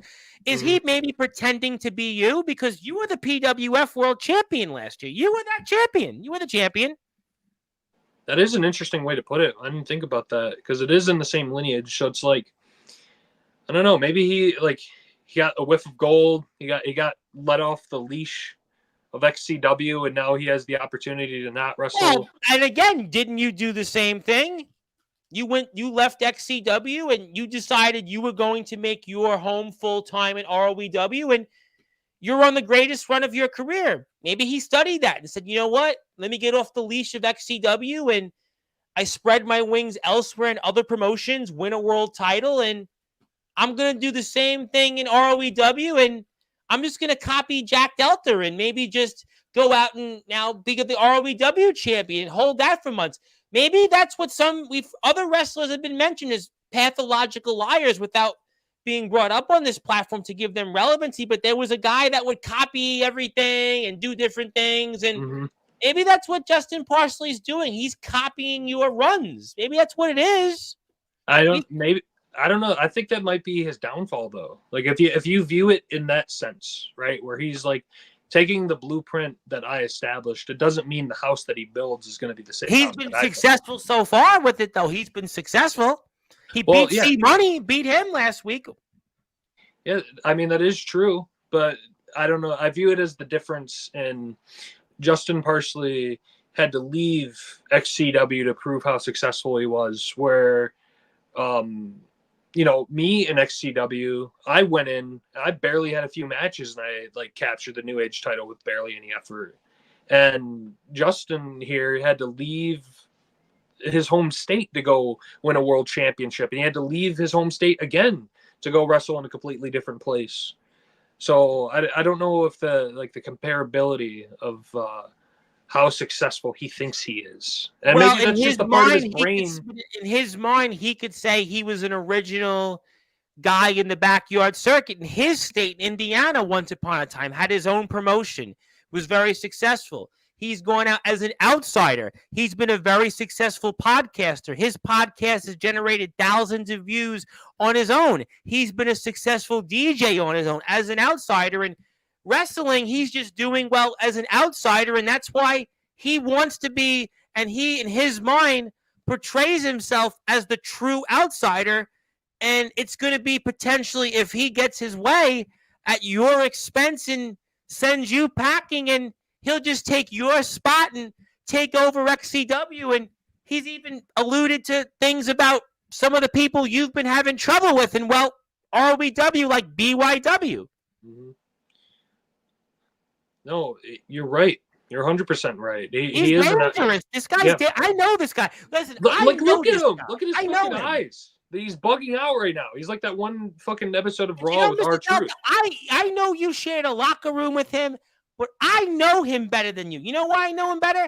Because I'm the man that's put him in the Hall of Fame 4 times. I'm the man that put him into prominence because he came on here the first time when he was promoting a match against your former employer down in Indiana. And since then, his stock has skyrocketed to the level that he's on the stage with you. He's the ultimate sinner. He's the ultimate outsider. And he's the guy that's even going to be back on this platform next week to talk about this and to be inducted into the Hall of Fame again. I mean, this fifth time. He's on a mission. He is on a mission. This guy is like nobody you face, even Big Man Cam, because Big Man Cam, he beat you up. He'll hee ha ha. Okay. Aaron Blaze, we know the story. Dark Crown and Forsaken, first time out. Alex Cross, it was a fun moment. Kind of almost somebody playing WWE 2K. This guy, he's studying you. He knows you. He's watched you. He shared a locker room with you. He's a student. He's an like outsider. He's a fucking stalker. That's what it is. He's able to like figure out my mentality. He knows what I like. He understands me as a person. But that's the weird thing is I don't know him. Those guys, they didn't study you. Aaron Blaze was talking about he needed this moment. He talked about the history and, the storyline sold itself. Mm-hmm. BYW, everybody's parasites. I want to kill you. Really, if you think about it, this guy, he's taking you methodically and he's taking you out of your comfort zone. He's coming in there and he's doing it from the shadows. He's doing it like a sinner. No, and I get that. I just the thing that he needs to recognize though is just when my back is against the wall, that's when I perform my best. And it's just it's so strange that like 90% of the like title matches I've had so far are similar in the vein that like I just want to have a straight up one-on-one competition and just prove who the best athlete and wrestler are. But all of these people, they play different types of mind games. They attack me. And remember another thing about him is that in a match with him, right? You wrestle him, unlike everybody else, including Crown and Forsaken, he's the veteran in the match. He's the guy that's actually wrestled more matches in his career over 15 plus years than you have. He's owned his own federation. So this is a guy that honestly, in a match with you, unlike everybody else who's going to be intimidated by Jack Delta and the Stars and, oh, Mr. Delta, can I wrestle you? Oh, Mr. Delta, you're so nice and, just a great honor to be with you. He's the one that has more experience than you going into this. And I didn't even think about that until you just said that. Even James Taylor, when you wrestled James Taylor in Tennessee and Lafayette, you had more experience ring-wise than James. Yeah, I know James is going to tell me since 98. He's going to tell me, but... Yeah, since really, King of the Ring 98. He's going to tell me 99 and 2000, the Stunners. But this guy's been doing it. He's been doing it longer, consistently. This he's the veteran against you. He's the veteran. He is the veteran, but I don't know. It's really hard to gauge because it comes back to he's trying to be this outsider, right? He's trying to do what I've done for years to the level that I've done it, where he's like a PWF world champion. He does all this work for IMF, and he shows up. Oh, he's working against them, though. He's working against the IMF. I mean, he's working against them, but he's in the company doing the work. You know what I mean? Like he's doing all of this work against these people, and he's trying to get all these accolades and stuff. But it's just like I've done more like traveling with my outside stuff than he has, because my main company was MEBW, and I've had accomplishments there. But I've accomplished 4,400 plus YouTube subscribers. Absolutely. Yeah, and I've accomplished way more since then because it ended the way that it did. Very sad. I actually happened to watch the final thing. I won't say it on the air. Maybe next time, but very sad. I watched it. Yeah, I appreciate that. And it's personally, like, don't get me wrong, XCW has its huge, ever like changing like crop of talent, but it's just like, where is his bar for the amount of people that he's wrestled when he goes outside and he's doing all this outside work now? But in XCW, he was this tag team guy. He didn't wrestle. He's an XCW. It's a huge roster. He's one of a lot of them. But now he's a somebody in the sense that he's going out and he's representing his company. He's representing what he wants to do on different stages. And I'm saying this full disclosure as I'm the 1/3 owner of the PW. Yes, I don't have a vote on the majority of things. Yes, I don't get involved because everybody knows my philosophy. Let the guys handle it. But full disclosure, he's my world champion. And you know what I'm going to say? Full disclosure, he's doing a pretty damn good job in representing the PWF because he's getting us exposure, just like when you held the PWF world title last year and you got the PWF a lot of exposure. So I'm saying again, he's doing a hell of a job and he's doing exactly what you've done. The facts say for itself, just like when I was in law class, when I have to answer, present the facts, Tom, go out, present like it was law. He's doing what you've done. He's doing it. He's doing what I've done, but he's not doing it in the right way. And that's why I can't support him in the way that I want to. Because he attacked you, obviously. So he randomly attacked you, so you can't. No, and it's like a year ago, if I had wrestled Justin Parsley, it'd have been a very happy match for me. 6 months ago, you would have wrestled Justin Parsley. Would have been different. 6 months ago, you were in the same company with him 7 months ago, 6 months ago. Yeah, but now he has just this different attitude. Now that he's had a taste of singles gold, now that he's had an opportunity to be an outsider. But the thing he doesn't recognize about being an outsider is it's continuous. And the thing with it is you can travel to all these places, you can get all these opportunities, but it's not guaranteed that you're going to beat everyone. And he seems to be doing it outside of Indiana. Seems to be doing it so far. But he's never done it in Michigan, and he's never done it against me. That's my point.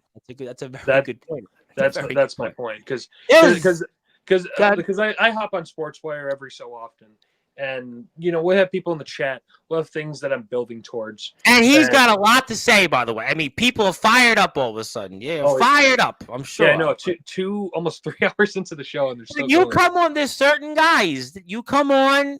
Aaron comes on. James comes on. IMF. There's certain people. Titan comes on, and people know I got a flock. They know.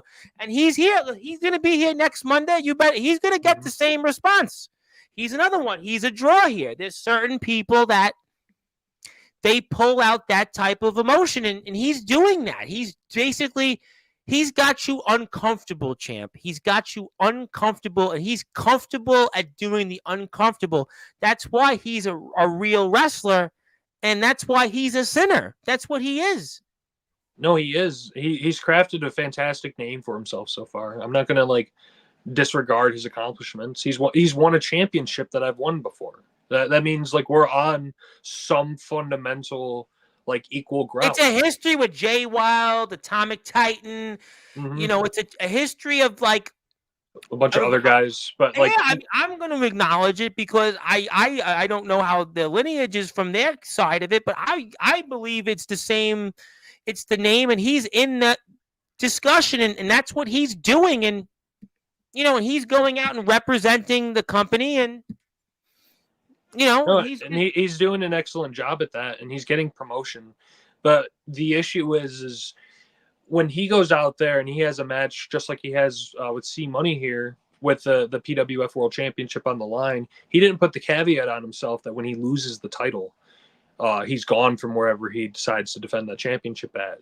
And I put that on myself because I need that extra gear. I need to prove myself in a way that other champions don't. Right? Because, Soldier can hop on here and say he's a IMF World Champion, or whoever the Eric Mason is the XCW World Champion. Well, Eric Mason may be coming to Sportswire. Yeah. You get the idea. All of these champions have all of these things. Mr. Judgment would be the same thing. Mr. Judgment, fucking 10,000-day reign. And he's got 2 titles now. Yeah, so it's just all of these different champions parade around with how legendary their titles are, and I genuinely believe in the bottom of my heart that my championship reign means something different because there's something extra to it, and it's not just this thing that I carry around. I love the ROEW World Championship. I love the brand. I love the YouTube channel. And Justin Parsley threatens that. Justin Parsley wants to take that away from me. He does. He wants to take everything that you've earned. He wants to take your legacy away from you. He wants to take the legacy of you being the greatest outsider of all time. He wants to take the legacy of you being on the top of the Mount Rushmore. He wants to take away everything you've built for ROEW. He wants to go instantly snap, crackle, and pop because he's not loyal to ROEW. He's not loyal to Indiana. He's not loyal to anybody but his style, his view. He's going to go and do it in his own controversial way. You know, in many ways, he's similar to a guy like an Anthony Steele. They're the complete antithesis of you. You're Mr. Professional. You conduct yourself a certain way. You're classy. You know, guys, yes, Mr. Delta, they love you. They worship you. Justin Parsley is not that at all. Justin Parsley is a guy that he has his view of the world. He does things the way he wants to do it. And that's what makes him the outsider here. That's what makes him the guy that wants to take everything you've built. I mean, he's given Iowa countless problems. They can't get rid of him in Iowa. They keep saying they're going to get rid of him. They're going to beat him. They're going to beat him. They can't beat him. They can't beat him. And then he's coming for you next. He's coming for you next. And then he might align himself with BYW until he figures out how to basically detonate them and give him a grenade. He'll do whatever he can to end and finish what you've started. And building this ROEW brand, he's going to take it away from you. That's what irks me, because it's different than something with like Aaron Blaze or D'Angelo LaFlame, where it's like when I'm wrestling them, it's a defense against not even just the world championship. It's a defense against these traveling guys. And they look. D'Angelo is like you, professional, humble.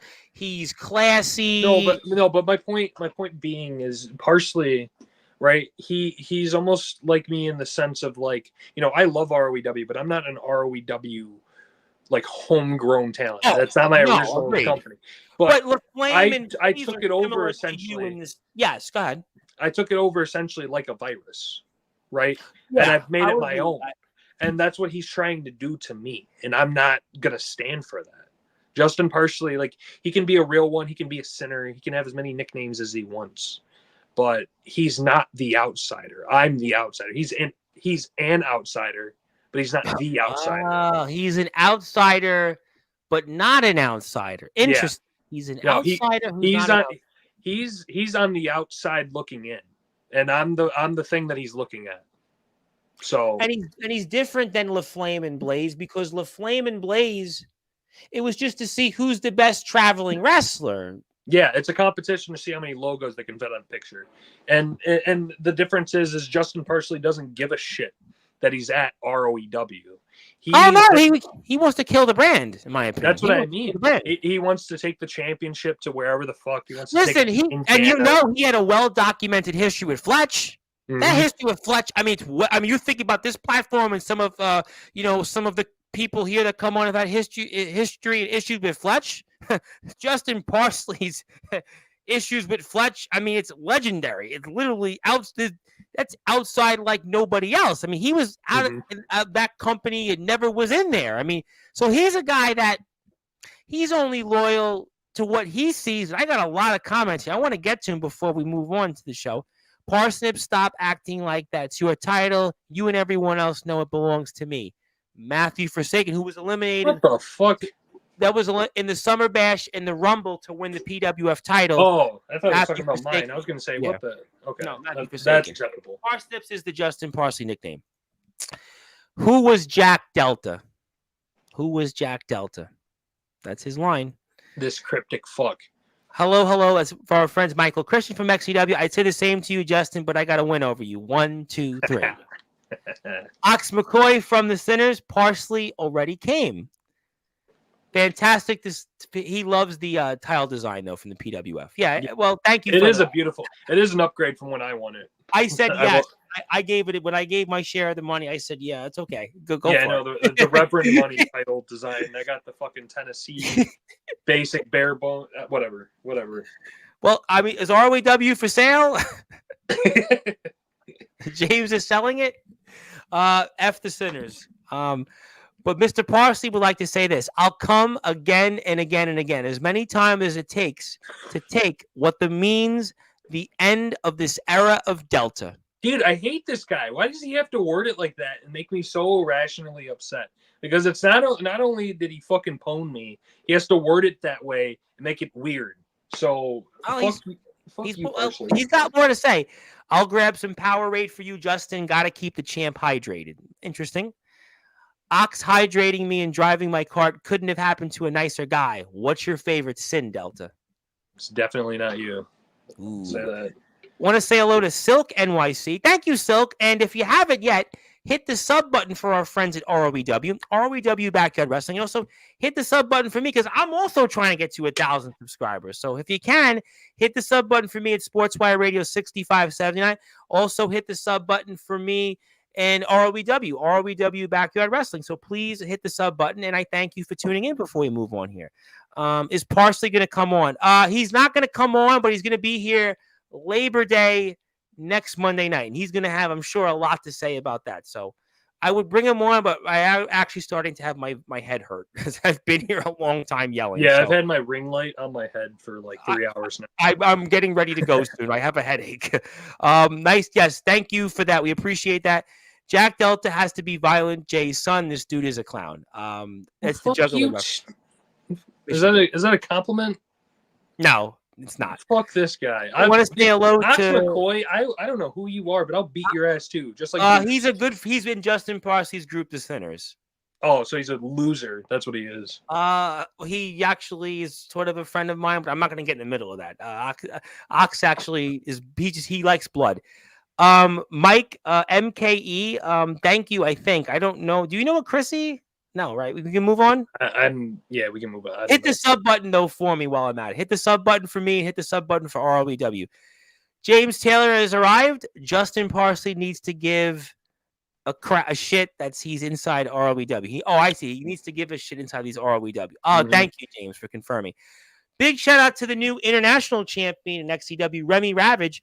Remy's going to be here Sunday, September 1st, 3:30 p.m. Eastern Time with Sean Jovi. Remy has shared a couple of my stuff on Sportswire. She's been a big supporter, and I'm very happy to speak with her. Had a hell of a match with ACT. So yeah, Remy actually shared one of the most intellectual wrestling posts. Yes, I saw that. Yes. Facebook. So Remy's. I want to give credence to that because that takes a lot of moxie. That takes a lot of courage to share something like that. Yes, Remy's a good friend. Yes. The knowledge that she has. So she goes back to the old GBYWN days, the Global Backyard Wrestling Network. Yes, I did not know that. That's incredible. Remy made a big comeback in the yard this year. So Remy, big shout out. We love Remy. I can't wait to speak with Remy finally. Yes, Ox. Also, let me get some more comments from Mr. Parsley. Don't listen to this crap, Taylor. I would not disrespect this brand, sir, but you disrespected the brand when you gave this guy the title shot. Interesting. Let me also say, is ROEW really worth $2,500? Is it that's all it's worth? So are you telling me he said that's the down payment? I was gonna say, so what's the actual fee for ROEW? I still could probably do it. I don't know. You're gonna have to fund it like Modern Houses. So good luck. Yeah. It's like those show when my mother used to watch, but they would flip the houses. People used to tell me, why didn't you get involved in flipping houses? And I was like, well, you have to. It's just a lot of complications. And then people said you could have made much. I don't want to get into it, but during Hurricane Superstorm Sandy here, people were telling me I should go buy and flip houses. And I was like, well, I don't know, maybe, but we'll find out different time. Sounds like Delta's a glutton for punishment, basically, he means. No, I'm not. I don't know, dude. Do you have any dream opponents left out there before we move on to a few final things? Well, my dream opponent would have been the person Justin Parsley impersonated before he actually came out of the curtain. I can't tell you how much that match means to me. That is the one match that I have left in me that I. Well, for me, I have one that I would love to see you still, and I'm sure somebody out there is listening to. Ledger Shade. Oh my god! Well, yeah. I mean, that's if he's still alive. If he's alive, I know. Yeah. If he's alive. If he's not just in the void somewhere, but if he's around and creeping and laughing and shit, I would love to wrestle him too. I mean, there are a few, right? But Austin G is definitely the number one because it's just been on my list for the longest time. I think that would be one, and I think D'Angelo would also be up there. D'Angelo is another one. When he Soldier, you could throw in there. Soldier's definitely in the running. I think D'Angelo is a natural constituent. Yeah, no, honestly, if I could shoot my shot for something right now, if anyone's like listening or this gets like capped somewhere, I would love like the one place or one thing that I would love to do is ROEW World Champion. And I know I'm against defending it technically against other places, but I would love to do an actual title for title match. Well, D'Angelo is the All Wrestling Matters World Champion, which is again partially yours truly partially has something related to that. Well, when you dip into the Reverend Fund and you get him traveling again, tell him ROEW's over. I tell you what, I will have a chat with D'Angelo. If it comes down to it, if we can make that happen down the road this year, I'll talk to D'Angelo about it. He's not listening, I'm sure now, but I'll talk to him. How about that? Thank you, Jack. I really appreciate that. Thank you, Tom. I appreciate that. And James said no, ROEW is not for sale for now, at least. So got a lot in stuff. Thank you, James. I knew it wasn't for sale, and I wouldn't take it from you. Me and Delta need to run it back this time with no limits. We'll have to see. In the interest of time, yes, this guy, Justin Parsley, do you want to say anything else to him before he's here and eventually one day you encounter him? I would ask James Taylor, since he's still floating in the chat, some way, somehow, I don't care if it's a Tuesday night throwdown, I don't care if it's a Friday night face-off, I don't care if it's another day name with a appropriate titled subtitle with another like acronym. Before I have this match that you agreed for me to have with Justin Parsley being the number one contender, in some shape, form, or fashion, I want to have a face-to-face with Justin Parsley. And I want to see his answers face-to-face. I don't want to sit here and hide behind a screen. I don't want to sit here and have him like flood my Sportzwire with a bunch of comments. I want to see his actual answers when he looks the guy that he just attacked in the face. So, James, set that up however you can. So okay. And I want to make one more announcement before I go. I actually have a guy from Michigan coming on to the show Tuesday night, 10 o'clock Eastern time. A guy named Kyle Shelby. Kyle? God. He's here. He's coming here Tuesday night, 10 o'clock. That's going to be an interesting one. I'll tell you that. Very, very interesting. He's going to be here Tuesday night, 10 o'clock. So I don't know how it could go. It could go really interesting, or a lot of people tune in, or it'll go past him. I don't know. I don't know how it'll go. I think it'll be a very interesting character one if you get some of the stuff out of the way and then let Omen and like James and all them like join in, because that'd be I feel like the character work and the promo stuff would actually be kind of funny. We'll see. We'll see. Time will definitely tell. Let me get to a few more things before we call. I think we got that here. I got that in. Can I have the microphone? And James said, yes, I will grant that to you and Mr. Parsley. I will look forward to that. Okay. And there you go. You got it. You got what you wanted. So you're going to get one more conversation with this Justin Parsley. You're going to get what you've wanted, and you're not going to get it here. You're not going to get it from the chat. You're going to get that one opportunity to talk to the outsider, Justin Parsley, so to say. An outsider, Justin Parsley. An outsider, Justin. He's an outsider. We're going to get an outsider versus the outsider in a chat here coming up real soon on ROEW TV, and we'll look forward to seeing it. I also want to make one more announcement before we go. ROEW, as a reminder, hits 1,000 subscribers.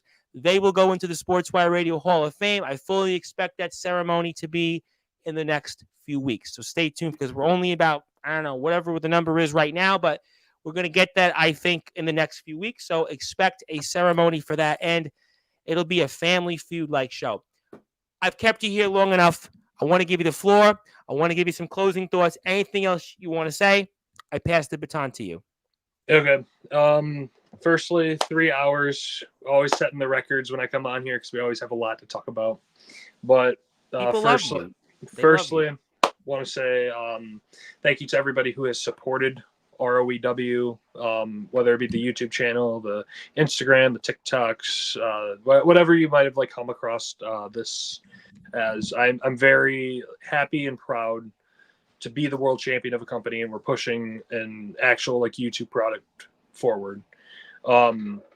I want to say thank you, despite all of the attitude disagreements, to everybody that I have faced for the championship so far.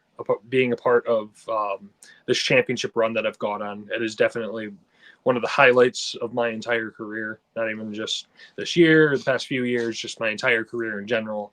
Just because of the stories I've been able to tell with these people, not only elevating the championship and the channel, but also elevating the people that I wrestle. So, and that's more important to me because whenever I do lose and I have to leave, I want the people that like learn from these championship matches and learn from how I wrestle and all these different things to take the mantle. I want them to be able to tell their own stories and learn how to craft them their own ways and show their personality more than anything. I want to say thank you to Tom for always like supporting everybody, financially, spiritually, every single way that he can. Because I know how hard it is to stick to something super consistently, right? And Tom being on here every single night, whether he has me and James Taylor and everyone's here, or he has someone from buttfuck nowhere that he got a message from on Instagram, and no one's in the chat, and he's there for 2 hours.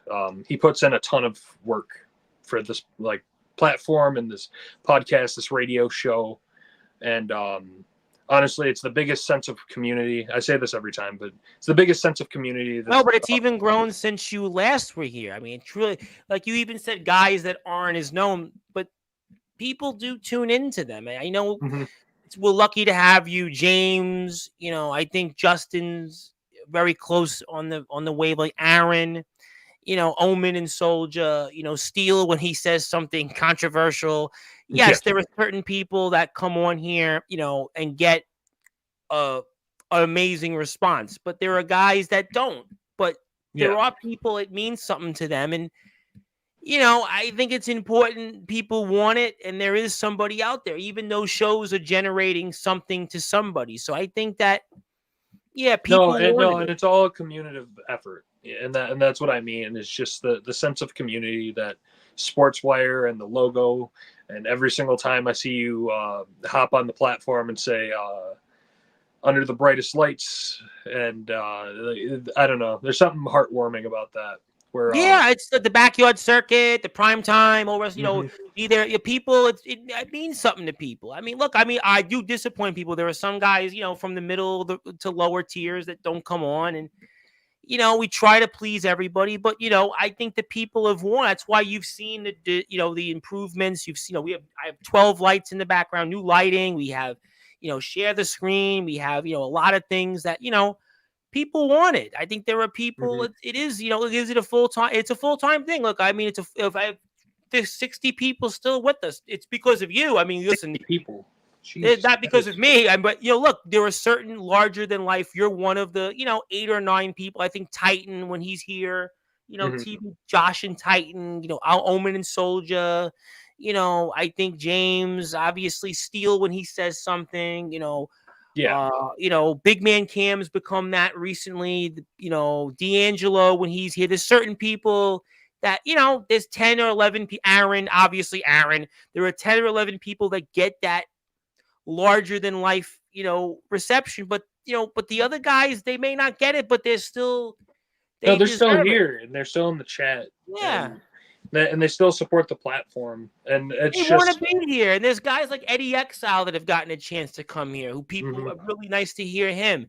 You know, there are guys like Jacob Frost who's come back. There are guys like Comatose it's meant something to. There's some other people. So you know, Big Tex came back. Silas Walker was here a month and a half ago. There's some people like, yes, are there going to be people that get, you know, a lot of views, a lot of talk about, and there are other guys that are going to get, you know, some, maybe not a lot, but it still means something to people. And I think the communities wanted it. And that's why you got me here every day. And I'm not, you know, and that's really why, you know, we are where we are. I'm not here because of people want to just hear me talk. I'm here because, you know, You wanted it. It's not. They're not here to hear me talk. They're here to hear, Sean Joby's and the guy people like hearing from. Sean's another beloved figure.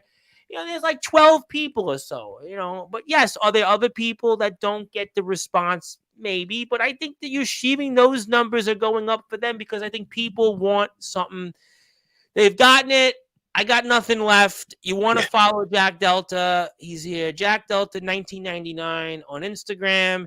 ROEW Backyard Wrestling. Atomic Titan. Yes, we were alive. I am barely alive, but I'll be alive. Why? Because I'm going to do it again tomorrow with RTG.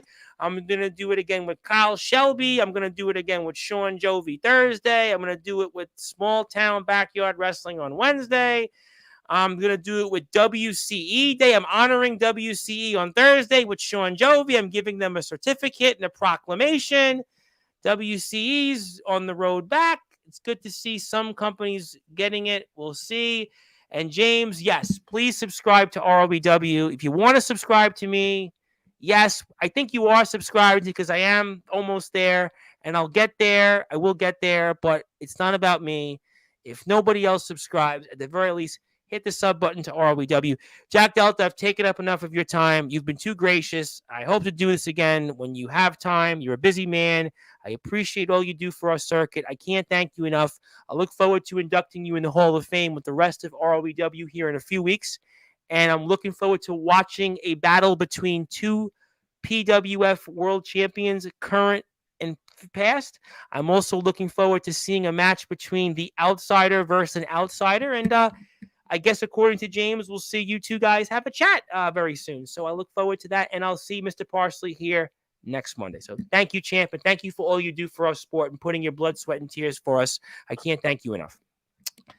All right, that was Jack Delta, the outsider Jack Delta, then, now, and forever, the greatest backyard wrestling world champion on our circuit. He is the ROEW World Heavyweight Champion. Stay tuned to ROEW Backyard Wrestling on their YouTube channel for more information and details when you'll see him next, along with Justin Parsley. And also, James has one more thing.